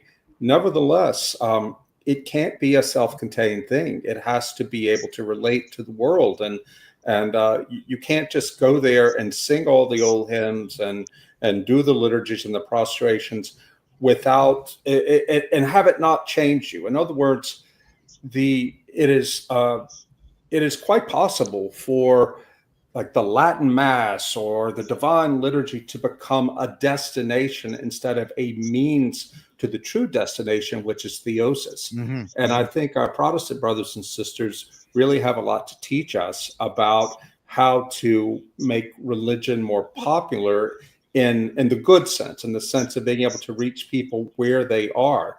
And finally, I would say simply that we are at a stage now in cultural history, civilizational history, where we Catholics, Protestants, Orthodox had better figure out how to work together and to come up with creative solutions for making, putting new wine into old skins, or old wine into new skins. I forget which is Paul. You know Scripture better than I. You're Protestant, but we have to make this. We have to figure out how to speak to a world of people who are living in the AI world, for example, which is going to radically shake everything up. Yes. We can't simply say, come back to the old way and everything will be fixed, because guess what? You're still you standing there at the Divine Liturgy or the Latin Mass or whatever old thing you are. You're still the same flawed, broken person who has to go out and live in the world of liquid modernity. And if your church and your tradition can't help you do that and achieve theosis in that world, then it's hard to see the value in it. All right, Annie, and then we're going to do a final round. Chad, I'm getting a little echo from you, so I'm just muting you. Okay. I just wanted to thank Rod. That was a good answer. I appreciate it. Mm-hmm. All right, Annie, and then we're going to do a summary round. Okay. Well, I think, Sam, you asked a great question, and I want to see if I can make some connections between John and Rod's insight. And something I've wrestled with personally a great deal as someone who's barely Protestant still. I'm Anglo-Orthodox Catholic, kind of standing on the bridge between these worlds, trying to figure out how all this works, right? And to return to this idea that the meaning is in the metaphor, we keep using the language of rooted. So let's look at, the idea of a tree to maybe see if this helps us pull some things together, right? And so what's unique to Christianity, and in some ways a stumbling block, is it's so fully incarnational that we say God became one particular man from one tribe and nation and was born in Bethlehem, right? And so in that sense, the base of our tree is there, and that is the place of rootedness. And Padre mentioned this on a podcast recently. Jerusalem is the center of the world in that sense. And so in some way, all roads will lead, all pilgrimages in terms of incarnational space I mean, what greater pilgrimage is there in terms of physical place than Jerusalem? And yet trees are fractal, right? That pattern fractally repeats as it goes out. And so and so we can think about, so how do we think about pilgrimage in America? Here we are in a totally different continent, in some ways so far from our roots, right? And then in that way swaying kind of chaotically in the, the hurricane of liquid modernity, let's say. How do we out here on the edge of the West, on the edge of the world, recover principles of pilgrimage and tapping into those ancient roots so we can find some grounding, some stepping stones for this pilgrimage of theosis? One important thing I think is going on, I see it going on, is the recovery of creation theology, right? And so what do we think of when we thought of pilgrimages in America? We thought of, well, hiking or nature or creation. And actually my undergraduate degree is basically in mountaineering. There's an outdoor education degree because there was always in me this spiritual hunger, and somehow I knew that climbing a mountain was a ritual participation in that spiritual hunger, in that search for transcendence, right? And Moses went up a mountain on a reason. And so what I think we have an opportunity to do here in America is recover some of this creation theology, because it is general revelation. It is the revelation of the Logos through the things he's made that is the rooted foundation for the revelation of Christ to come. There's a reason Christ talks about, sheep, and he uses natural metaphors. These creation metaphors prepare us, ground us for the further up, further in. And so I think there's a legitimacy to the American pilgrimage up these great mountains that we've been given in this land, up the Rocky Mountains, up the Appalachian Mountains, up the Pacific Mountains, that is a legitimate mode of pilgrimage that can help. In America, there's a potentiality for a rediscovery of that ground of revelation, if that makes sense, that I think I see as an opportunity here. No, I think you're right. I think you're really onto something important there, because if there's one thing North America is rich in, it's in natural beauty. And, when you were talking, Eddie, I was thinking about what the early Christians in Ireland, the Celtic monks, did. They received monasticism through the desert fathers of Egypt, which is where monasticism came from. Well, they didn't have any deserts to retreat into. What they did have were distant places, where the forest or these islands like Skellig Michael or Iona, places that were outside the world, so to speak, to which they could retreat to pray, to contemplate, and to grow in the spirit so that they could give back to the world what they found. I think it's really important when we think about, if you look at in the New Testament, Jesus would often go into the desert to pray before he would give an important teaching. And these too are forms of pilgrimage. And all of us, wherever we are, we can do this sort of thing. There needs to be some structured sense. You need to bring structure to your life, to your journey, but also, and I think this is something so important, Hartmut Rosa talks about this in a secular sense, we need to change our mind to anticipate or to believe structurally that the world outside of our heads in some mysterious way points to God. Rosa has this concept of resonance, which I think is a good metaphor, or a good equivalent for what I call enchantment. The idea that when we feel that we are resonant with something in the world or another person, we are in contact with it, but we haven't brought it so close that we can control it. Because the more you try to control it, the enchantment, the resonance, it goes away. So I think that wherever we live, if we can start to train ourselves to see the world as a series of signs pointing to God, not just dead matter, but in some sense part of God's mystery, the mystery of creation, then we can create our own meaningful pilgrimages wherever we are. And the desert, in the sense of the desert fathers, in the sense of Christ going to the desert, it can be anywhere. Okay, we are Our time is moving on. What we're going to do is I'm going to do a final round in order for summary statements, and then I'm going to thank our guests, and then I'm going to drop the link. And I anticipate that the link will be sought after quickly, and the queue will fill up quickly. And the guests are free to leave once I drop the link. They don't have to necessarily, once we open up the floodgates of the estuary, who knows what comes in. Yeah, but, Paul, it's dark here. Can you see how I can see it? The sun is getting going darker. down. So, all right, Sam, closing comments or summations or last words from you. I really liked John's recent conversation with Bishop Maximus that you shared. I thought that was absolutely fabulous. And one of the points from that conversation that stuck with me, I think, John, you were making this point, is the difference between a big world sort of question or problem where the ontology is sort of undefined, the goal is vague, and there is radical uncertainty about the nature of the world that you're playing in, versus a small world problem. Yes. Where it's like a game or a sport where all the rules are clear, the objective is clear, and then you're just trying to figure out how to navigate a very well-defined sort of problem. And that I think that pilgrimage is sort of like a creation of a small world that we can play in as an attempt of self-improvement. Making yourself better is hard. Changing yourself is a hard thing to do. You know, as much as you can't just wish yourself to be different. That doesn't tend to work. But it does seem like pilgrimage is some sort of psychotechnology. I don't know. I might be abusing that word, as something like a creation of a small world thing to imitate the transformation that someone else has gone through.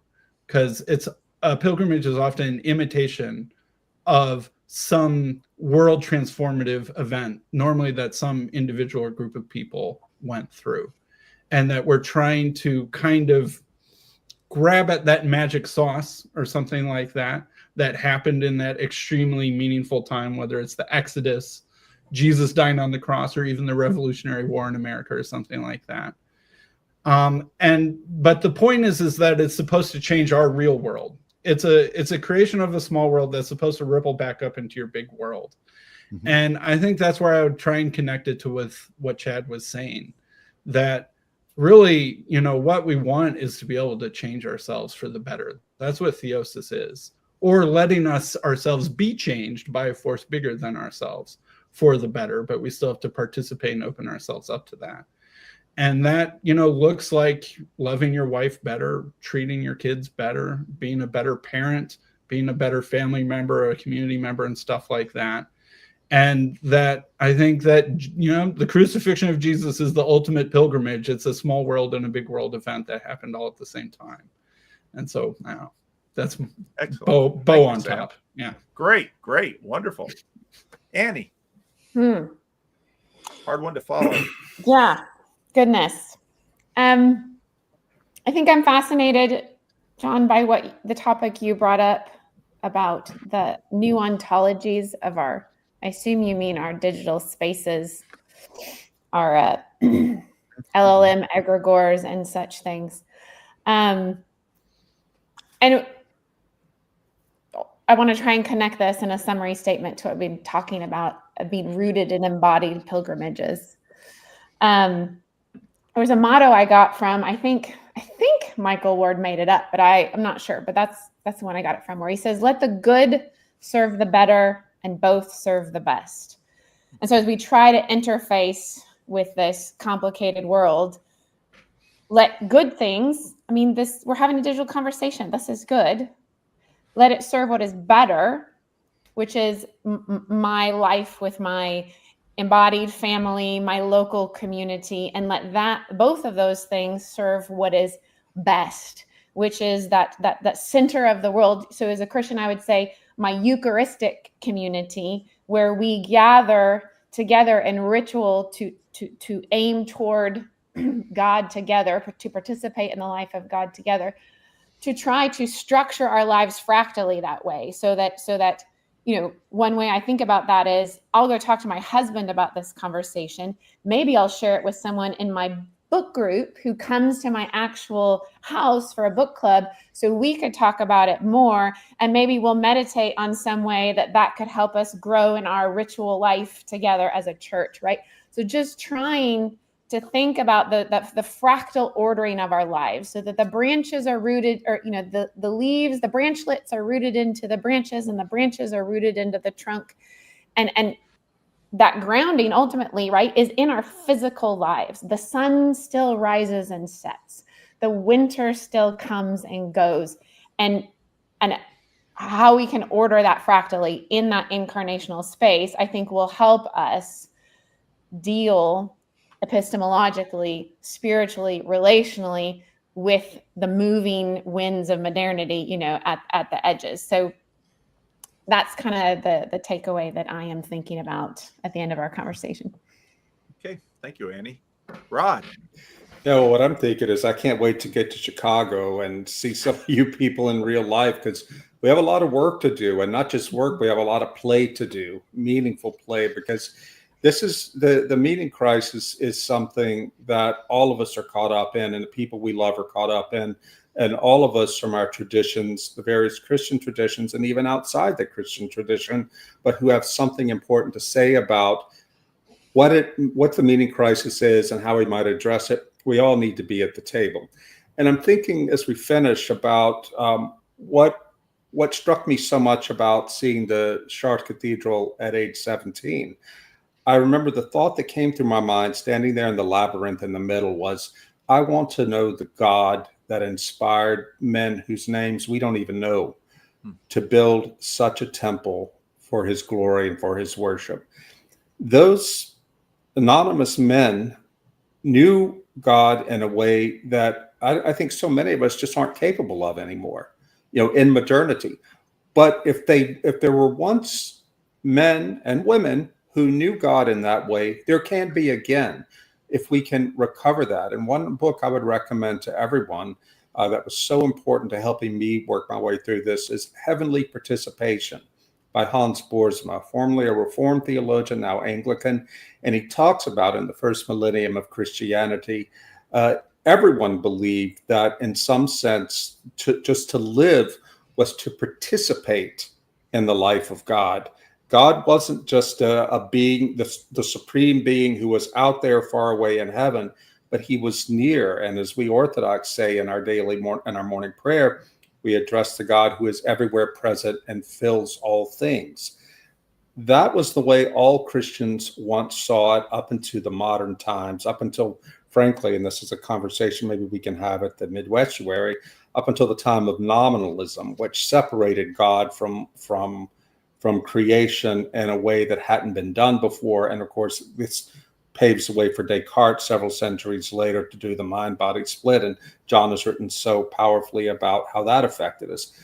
My point is simply to say that when you go visit these old cathedrals and old monasteries and walk these old paths, you're getting in touch with Christians who are part of the communion of saints, and who had the way once, or who knew the way, who knew a better path or a more sure path to theosis. And if we can clear our minds and get rid of the false idea of progress, the idea that we know better than they do in everything, then that's that humility, that recovery of that epistemological humility, and that refusal of chronological snobbishness is perhaps the first step of an authentic pilgrimage of recovery and rebirth and rebuilding. All right. Thank you, Rod. John. I'm sorry we've lost Anne. I wanted to tell her that her point about mountains was a very good point. It was a very good point. I hope that gets back to her. So two main things in summary. I didn't want to name this because I wanted to see what would happen. But as we were talking about theosis, oh, Anne, you're back. You missed me saying that I was grateful for your point about mountains, which I thought was excellent. So thank you for that. That was a great point. As we were talking about theosis and theoria, pilgrimage, we end up talking about theophany, how everything shines as an icon of God. And I know you don't want to hear this word, some of you, but we're doing theurgia, what are the rituals that will make us receptive to this? Because we can't manufacture it, we have to be receptive to it. And I want to connect that then to what Sam said of pilgrimage as a way in which we're trying to make ourselves more receptive. And that's what pilgrimage is for. If you think of if you think you're going to manufacture something by a pilgrimage, and this is what all the pilgrimage literature says, you've killed the pilgrimage. It won't happen. That's an Enlightenment engineering approach, and I've criticized myself for once taking that approach and realizing how fundamentally wrong it is. I wanted to pick up on what Sam said then about this receptivity. I think in pilgrimage, we're actually moving from one small world to another small world, and we have to be in the space between small worlds for a bit. And then we're in the space. And what that is what that does is constantly, and I mean this in the Buddhist sense of sati, that constantly reminds us of the large world that is beyond any and all small worlds. And so we have to be open to that large world breaking in prophecy, or however you want it, theophany. And then we have a response to try and make the small world more receptive to the large world. And pilgrimage brings with it a kind of poesis. There's a poetry that emerges, a making of a coming to terms in both senses of the word, in both senses of the phrase comes out. So I wanted to pick up, I think pilgrimage is doing that in a profound way. It's reminding us, like Annie said, that we're always embodied, we're embedded, we're finite, but we're always rooted in our primordiality, but we're always responsible to the ultimate. We're in a small world, but we have to remember the large world, and we have to constantly move between small worlds and poeticize our small worlds so that they become more responsive and responsible to the large world. And I think I want to add to Rod's. We need to give up the fable. I wouldn't say myth. The fable of progress. Right.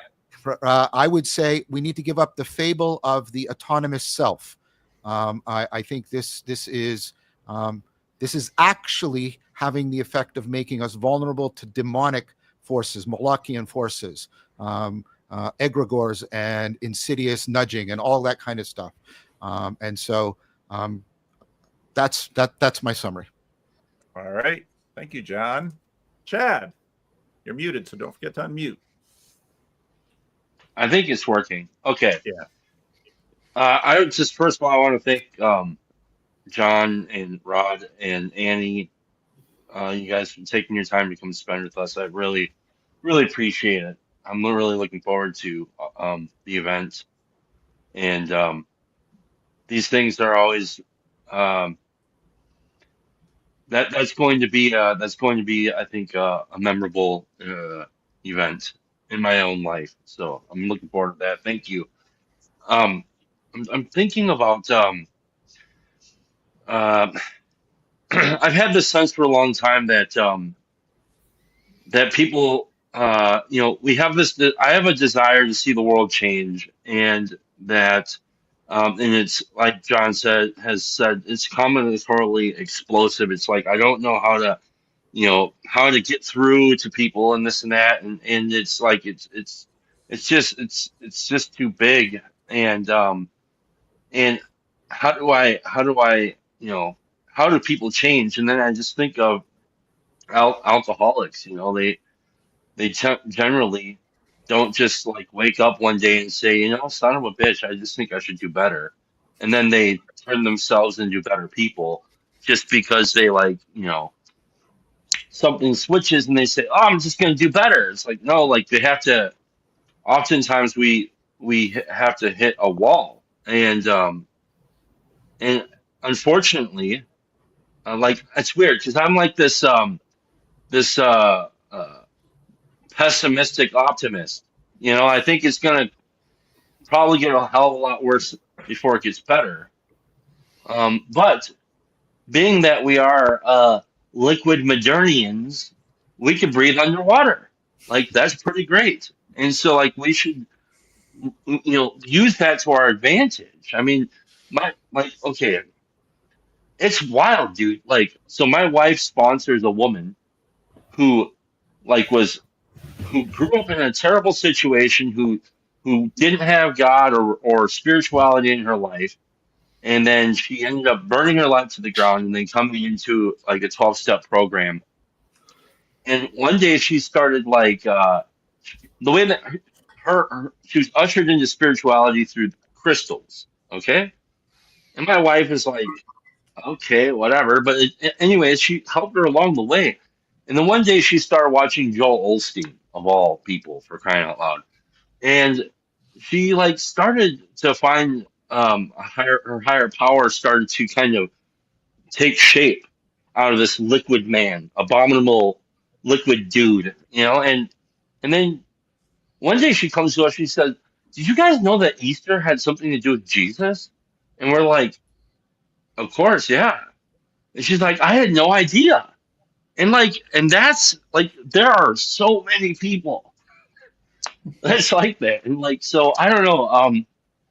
I think I think one of the traps that somebody like me or many of us can fall into is thinking that the abominable liquid modernity man is the scapegoat when in fact he's just a symptom. And how do we deal with that? Like again, like we have to be able to reach people at a very simple level.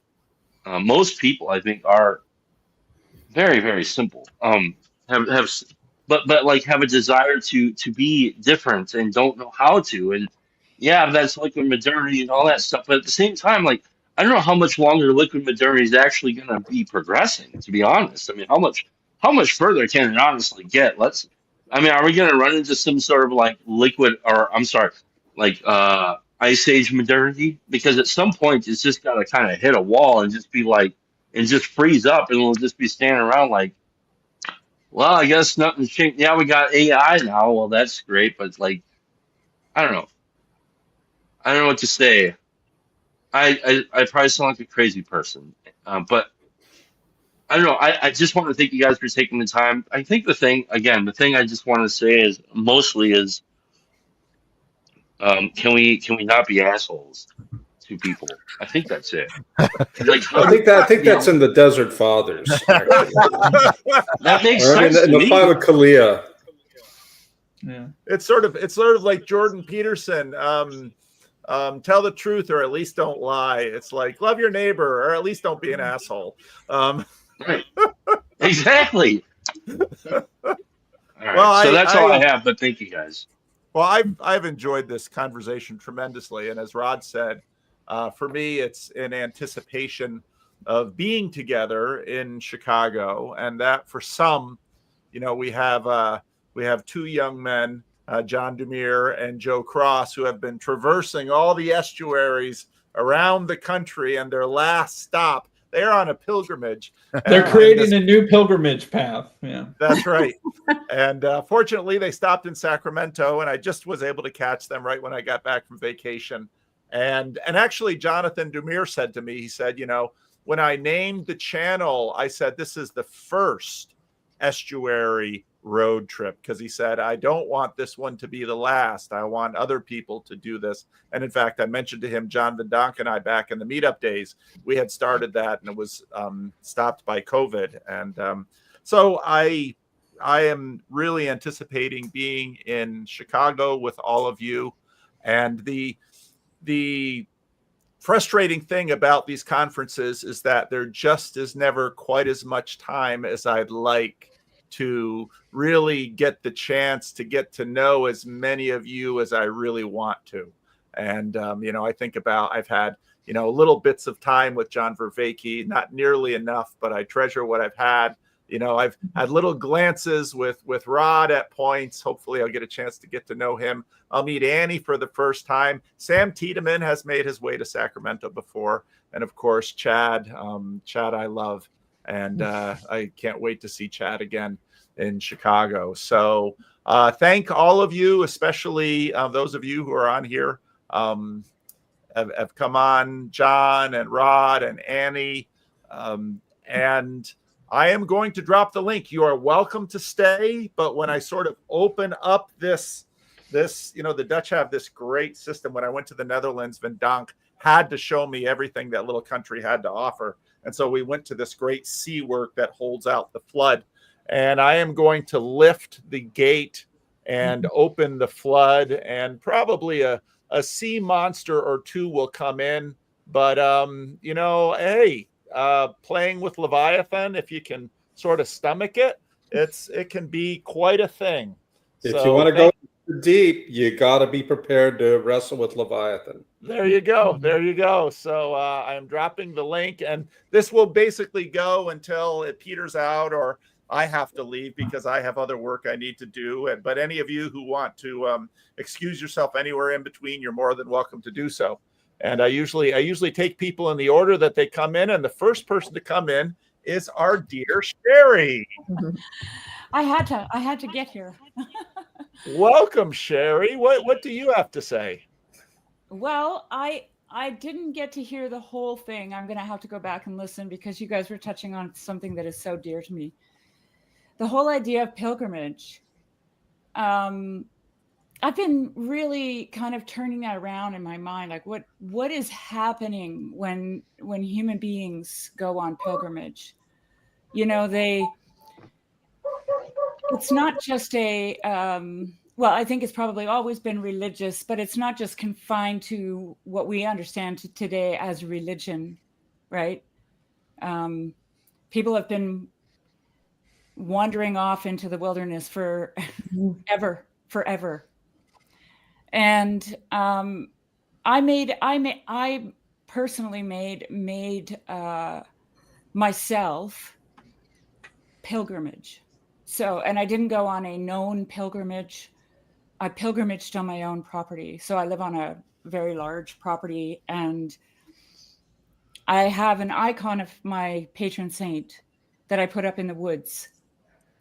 And I would go out to pray there. But I decided that I can't just go, and this is because of my Friedensreich Hundertwasser, the man who hates straight lines. So instead of doing a straight line to Saint Seraphim, I would pilgrimage. And what started happening to me was so incredible because, like you were saying, Annie, the mountains, right? Getting up into the mountains, those are pilgrimages. They are definitely pilgrimages. But what started happening to me was, I don't know if I can talk about it without crying, was that the world of metaphor became alive. It opened up right before my eyes. I can give you an example. We have a slope on our property, a very steep one, and there are some old growth Douglas fir growing there.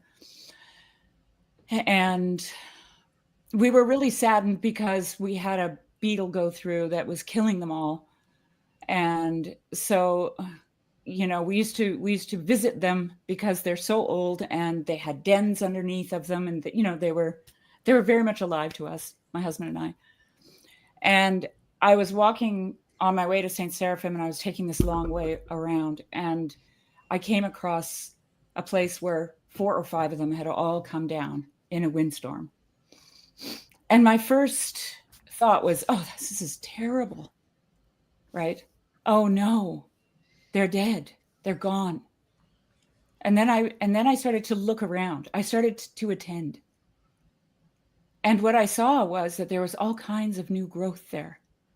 There was birch trees coming, alder trees coming, soapberries were coming, right? I saw moose droppings, and I was like, oh, well, that's because they've let the light in.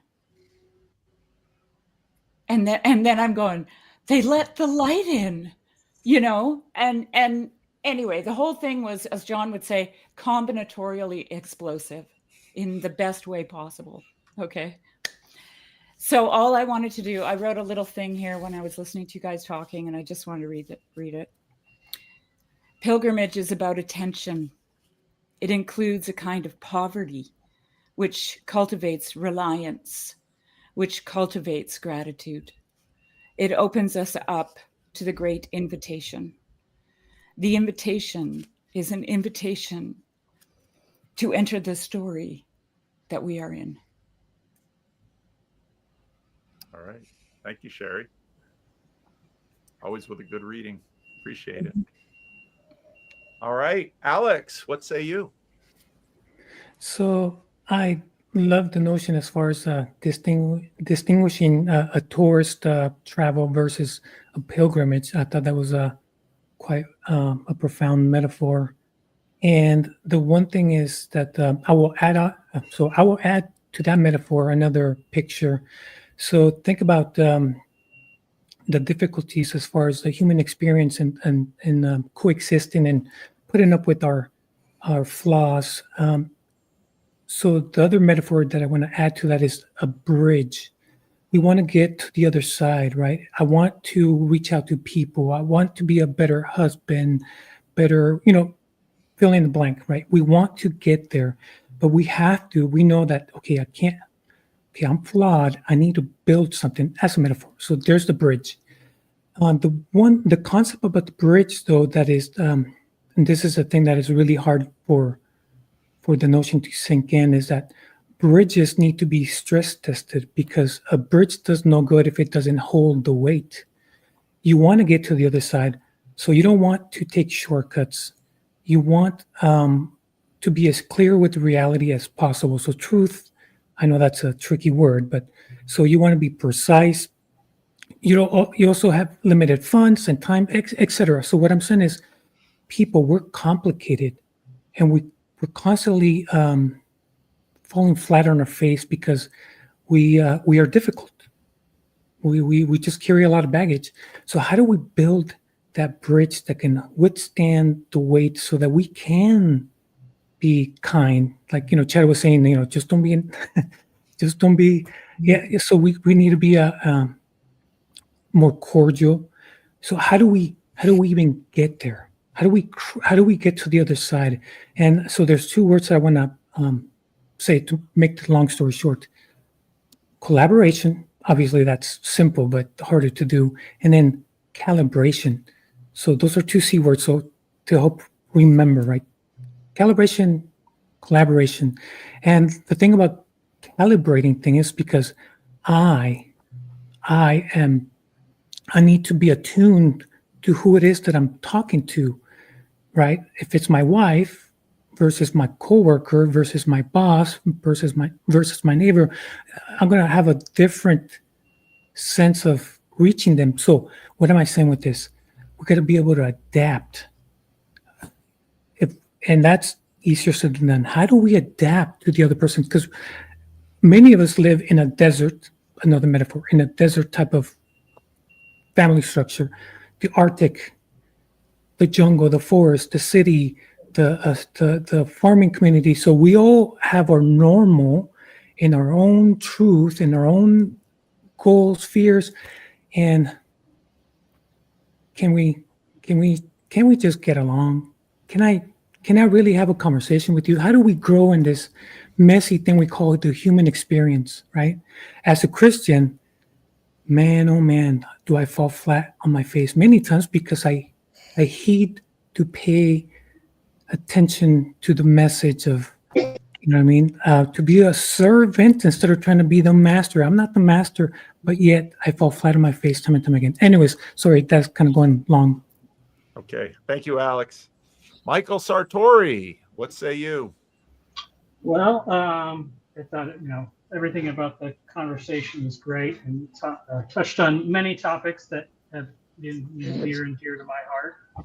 And, of course, kind of one of the whole things that got me into this whole space was the fact that, I started working in construction, and somehow that made my spiritual life more clear than when I was working for a church full time. And, kind of got me thinking about with Jesus' parables, they're rooted in such basic processes of human life, like farming and fishing and building, and we it's not that we've forgotten the spiritual significance of those parables. We aren't as familiar with the mundane half of the metaphor. And so, obviously there's a lot of people that, like I know Matthew Peugeot's talked about, like he's learned more about God from baking bread than, he ever did from studying the books and all that stuff. So, lots of great stuff. I was really disappointed I wouldn't be able to come to the Midwestuary, but I did send 12 copies of this book to Chad, and I'm gonna just I'm gonna send a link or whatever, so anybody that goes in person can at least get the digital copy for free.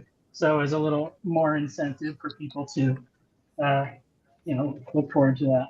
But yeah. So. Thank you, Michael. Thank you, Michael. Ups, thank you for the 50 new members. Thank you, Ups, and thanks for wearing the hat. My denim Denny is right over there. So what do you have to contribute, Ups?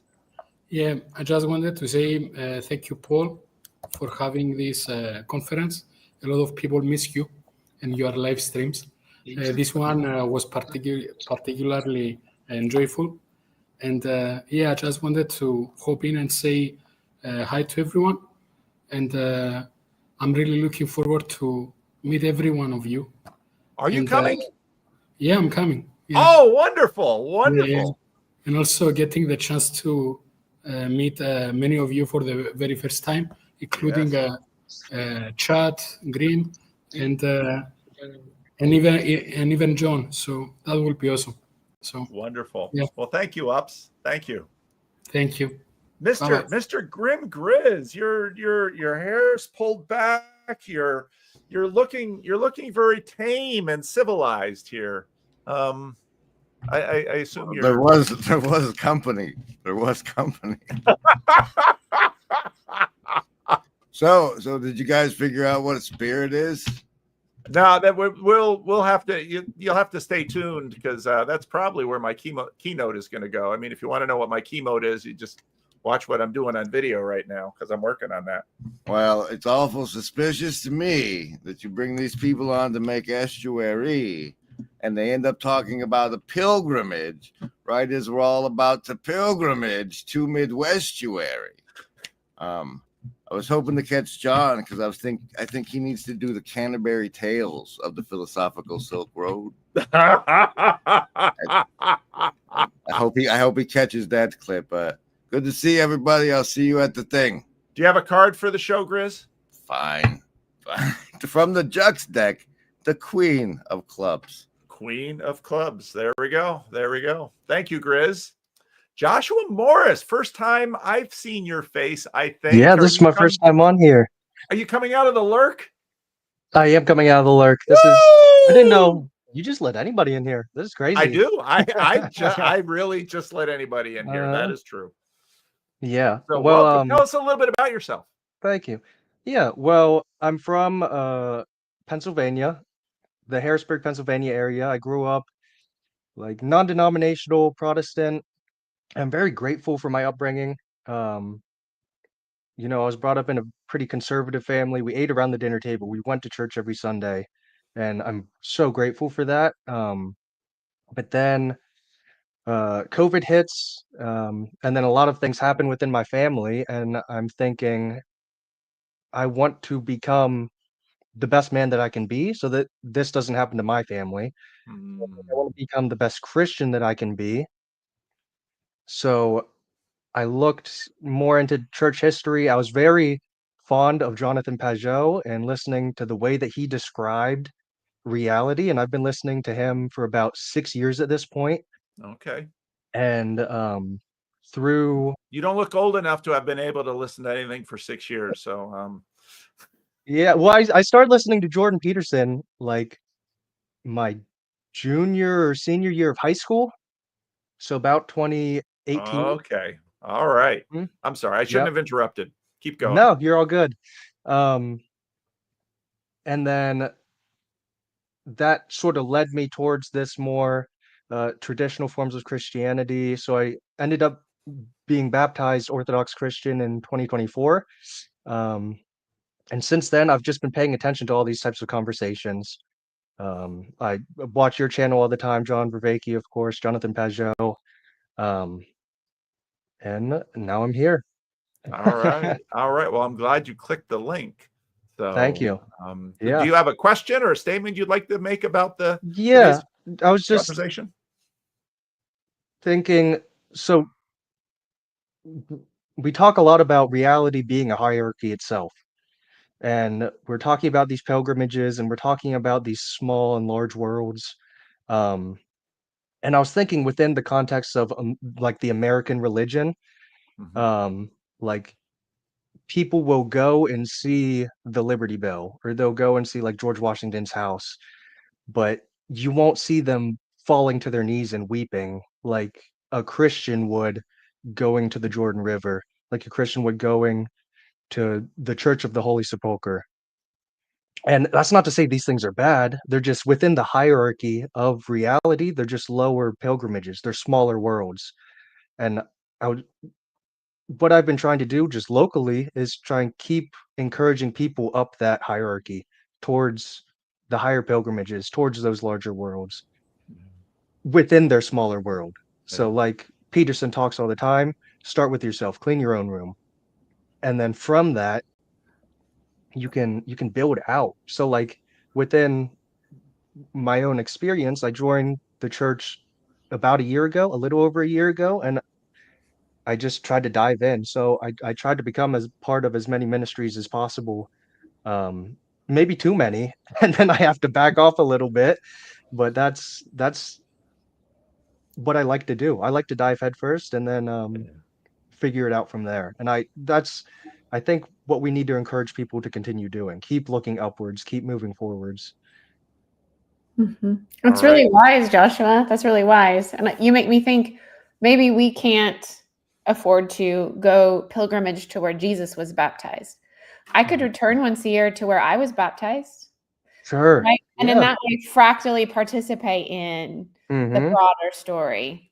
Yeah, we were just talking at my parish about actually about pilgrimages, and sure, you can't do that, but there are plenty of monasteries all around the United States that you can go visit, and these are little concentrations of that. Right. And in that way, we ligament the world back together. So I think it's helpful to remember that religion means to re-ligament, to connect all things towards in a coherent whole again. And when I connect through my pilgrimage where I was baptized, in prayer to where Christ was baptized, we are literally weaving and sewing our world back together. And those little things matter. They feel small, but they really do bring coherence and meaning and connection and relationship back to our world. Yeah, and that's something that I found. Of course, this is in other denominations as well, but coming from like a purely evangelical, just like my church, to the Orthodox Church, where they're kind of everywhere. Like I can go anywhere and have the same liturgy and go to coffee hour and talk to the same people about these things that I care about. And like I know what I'm getting myself into, and I feel at home anywhere that I go now. Wonderful. Well, thank you, Joshua. Thank you. Yeah. Stetson Scott, you got the same stuff behind you as I have behind me. I know, right? It's yeah. Well, I was like, will that be too matchy? I'm like, no, it'll be fine. It'll be fun. I'm glad you didn't wear a blue shirt. Yeah. Well, green's more my color. You can have blue. All right. All right. Well, what do you have to say, Stetson? Oh man, my brain is exploding. I could say so many things. We start talking fractals and climbing the mountains, and I'm all the way there. Because many of these were actually painted when I was not all of them, but many, or at least started when I was in the mountains. In a wilderness time for me. So it was sort of like a fractal wilderness, because I was spiritually in a wilderness, and so then. Just to complete the picture, like Annie was saying, well, let's go find my nearest wilderness, and have it be the wilderness, the Lord's wilderness, and of course in my fallen state, it's perhaps a different kind of beast altogether. But in the set, in some ways, because it's fractal, it participates right in that higher reality. I wanted to, I wasn't sure. Grimm is gone now, but I was going to ask if he had funded his car repairs to make it to Estuary, because if not, I was going to auction off the Shadow Cabal painting. Oh, wow! So that's this a is wild painting.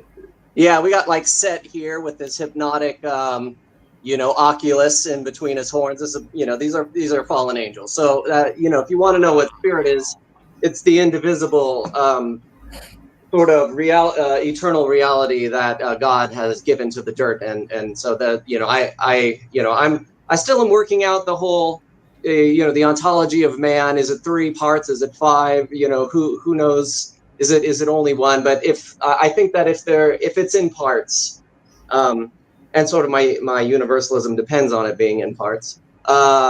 The spirit is the part that comes from God, which is why it returns to God when it says that the smoke of their anguish rises forever.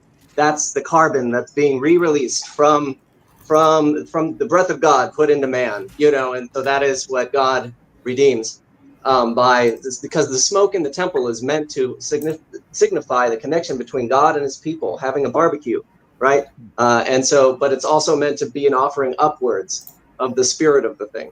And so if you guys want to bid on this, you can. Every last proceed, if we pay for Grimm's whatever, then the rest of it will just go to just to like the donation fund for people for tickets to the thing. Okay. So how can people? You're going to put it on eBay, or you're going to go to no, Grizz's channel, nothing or? so official. So this really spur of the moment. I didn't, plan to do that. So I was like, well, if we could do it in the chat, but it's getting a little late in the discussion for doing it in the chat. But frankly, if someone just wants to, I don't know, I feel a little presumptuous even doing this, but the spirit.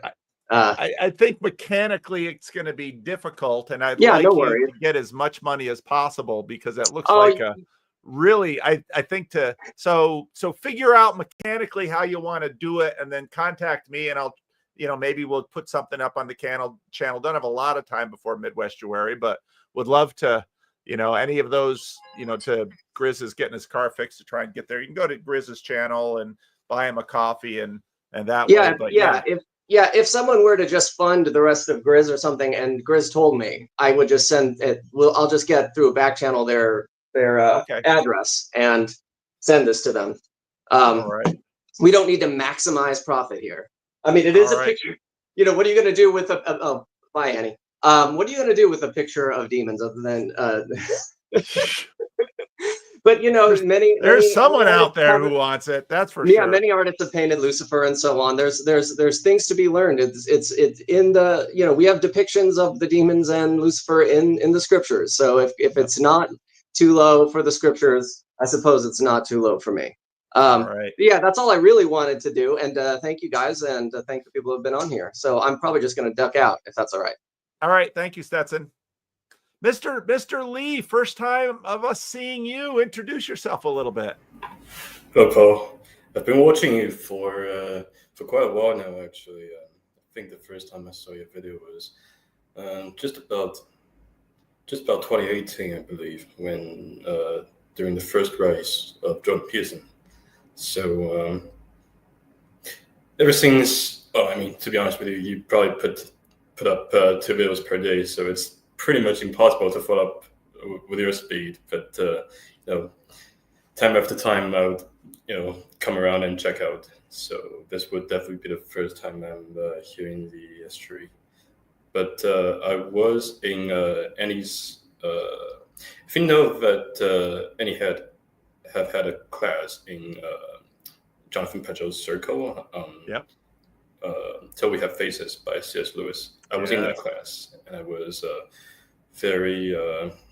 I found the teaching pretty profound, and I feel obliged to kind of come up here and just to say that there is a certain sense of joy I found in her message and Chad's message, and there's in my opinion, there's almost what exactly the mentioned in the last chapter of Luke, when Christ revealed himself to the apostles. The apostle realized, hey, aren't our heart heated up when he talked to us on the road? Yes.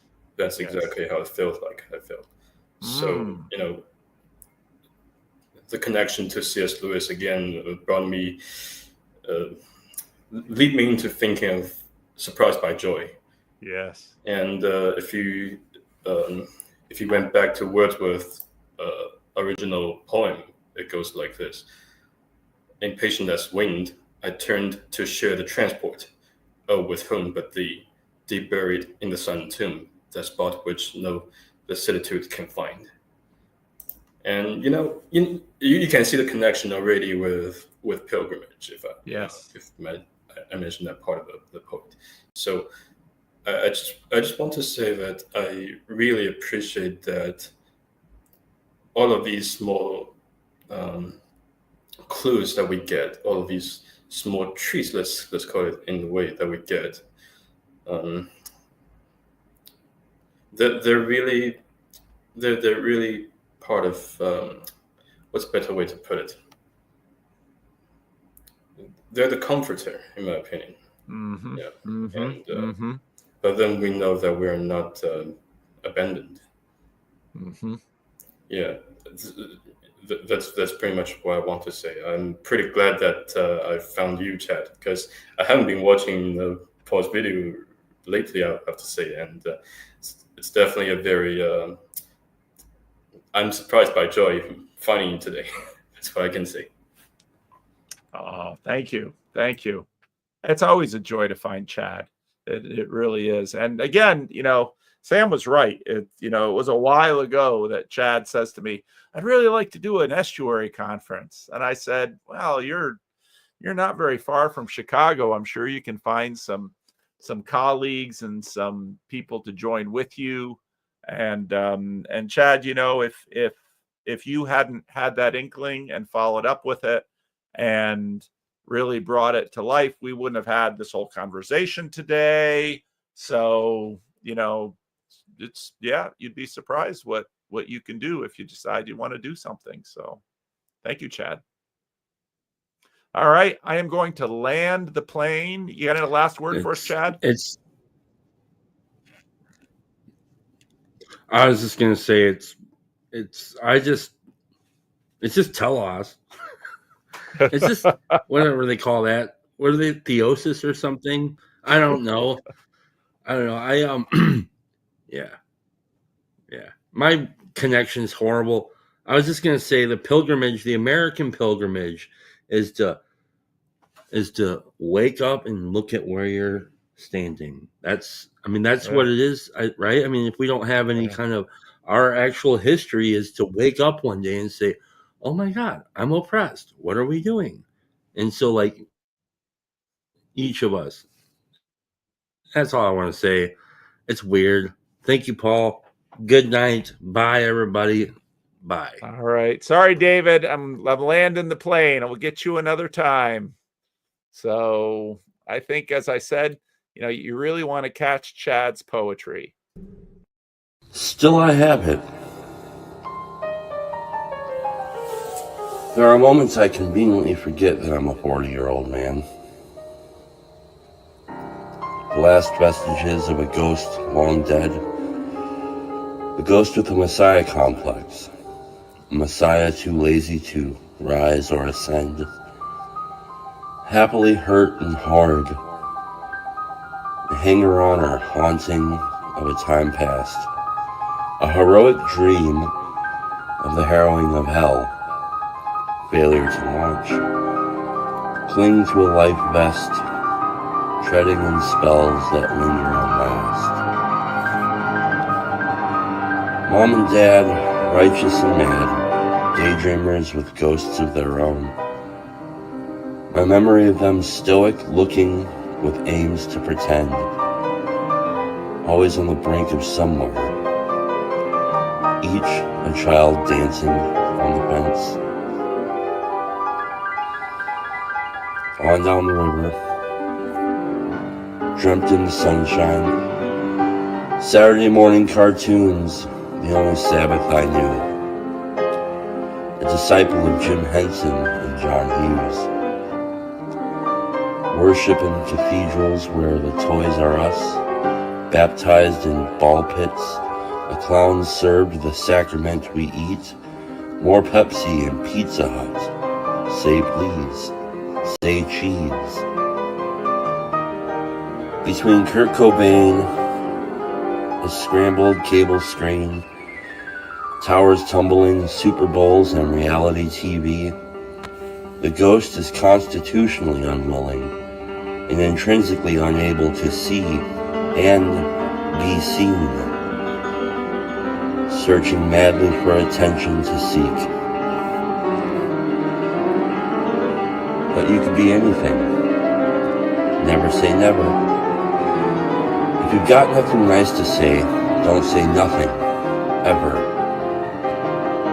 Don't talk to strangers. See what I say. Just do it. You don't listen very well, do you? You don't do very well, do you? You're not looking too good, are you? Keep up. Appearances aren't what they seem. Will you ever grow up? You look like you're stuck. You think you took too much. Echoes the ghost within the host, who prays the dead bury their dead and stay buried in a fading dream.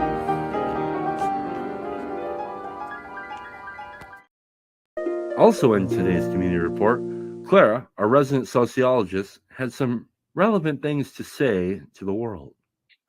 So this is my kitchen. You can even see that there is a fly trap behind me. That's something I would have removed if I had really thought about this, because that is disgusting. Right now I am roasting chicken to eat later today, and I feel like I need to justify that to myself and to the world, like literally to the world, because I'm live streaming. You heard your neighbor go on about Jesus. They claim their life is renewed. You're happy for them and wonder about it, but surely that isn't for you.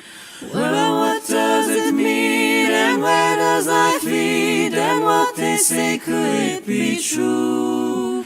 Well, open your mind, my friend, you may find that Jesus is calling you to. We hear explanations, we try to be patient, opinions the world doesn't lack. They say he's the way, have faith and be safe, it's almost as simple as that.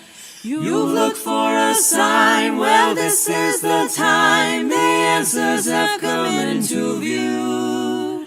Here wipe all your tears and cancel your fears, well Jesus is calling you to. A strong hesitation for great invitation, a feeling we've all felt ourselves. And now we are gathered at life-giving water, it overflows out of the well. Well, he is the man and he has a plan, you're wondering what you should do. I tell you, arise, repent, be baptized, for Jesus is calling you to. Though life won't be perfect, few things will be certain, we follow with all of our hearts. We walk in the light, we can see with our eyes, we understand only in part. We pick up our cross, we don't count our loss, what else is there left to do? The way it is right, his burden is light, yes, Jesus is calling you to. We all know there's something that's wrong with existence, the nations are warring with blame. But what if I told you a good guy, he loves you, but sin, it has kept us away. There's got to be more, and you can be sure eternity time flies into. But as your days in, you'll still have a friend when Jesus is calling you to. And when your days in, you'll still have a friend when Jesus is calling you to.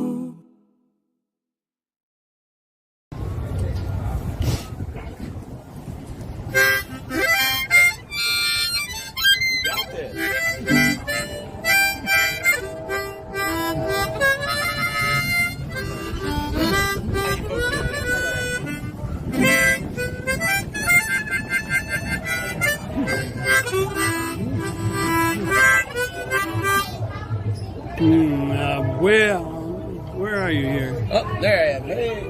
Where are you? Where? Got me? Oh boy.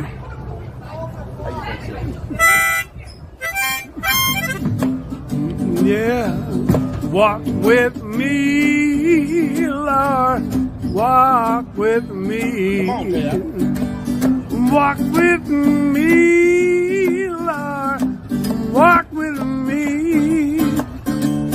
All along this Jesus journey. Walk with me, Lord. Walk with me. Yeah. Walk with my mama. You walk with my mama. Walk with me. Walk with me too. You walk with my mama. Yeah. Walk with me. And walk with me too. Oh, my. Yeah. Yeah. Jesus journey. I want Jesus. Want Jesus. Walk with me. Walk with me. Hold my hand, Lord.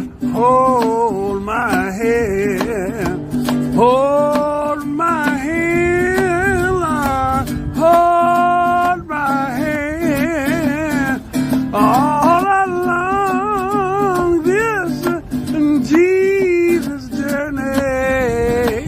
Hold my hand, Lord. And hold my hand. Walk with Moses. You walk with Moses. Walk with me. Walk with me. You walk with Moses. Walk with me. Walk with me. While I'm home. Yeah. Jesus journey. I want Jesus. I want Jesus to walk with me.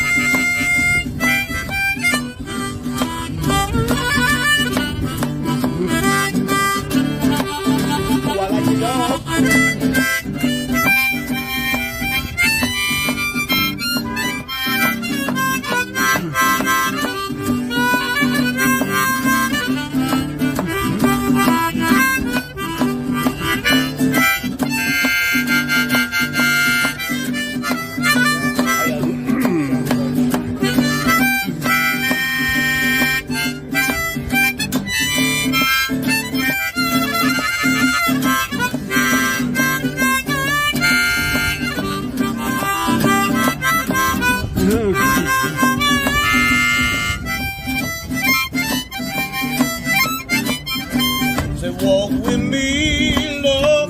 How y'all doing? Walk with me. Walk with me, Lord. Walk with me. Walk with me. I'm on my Yeah, Lord. I want Jesus. I want Jesus to walk with me. to walk with me. Walk with David, a little shepherd boy. Yeah, you made him a great king. I know David shouted for joy. He walked with David, and he's a little shepherd boy. You made him a great king. And David shouted for joy. That's right. Oh, yeah. So walk with me. walk with me. Walk with me, Lord, walk with me. All along this Jesus journey. Walk with me, Lord, walk with me. You gotta walk with me, Lord. That was rocking great, brother. Oh, yeah. Midwestuary 2025, August 22nd through the 24th in Elmhurst, Illinois. A weekend you won't want to miss with special guests Cale Zeldin, Paul Vanderklay, Rod Dreher, Elizabeth Oldfield, John Vervaeke, and Jonathan Pajot. Midwestuary 2025. The Fellowship of the Spirit. Stay tuned for more details. Visit us at midwestuary.com for ongoing updates.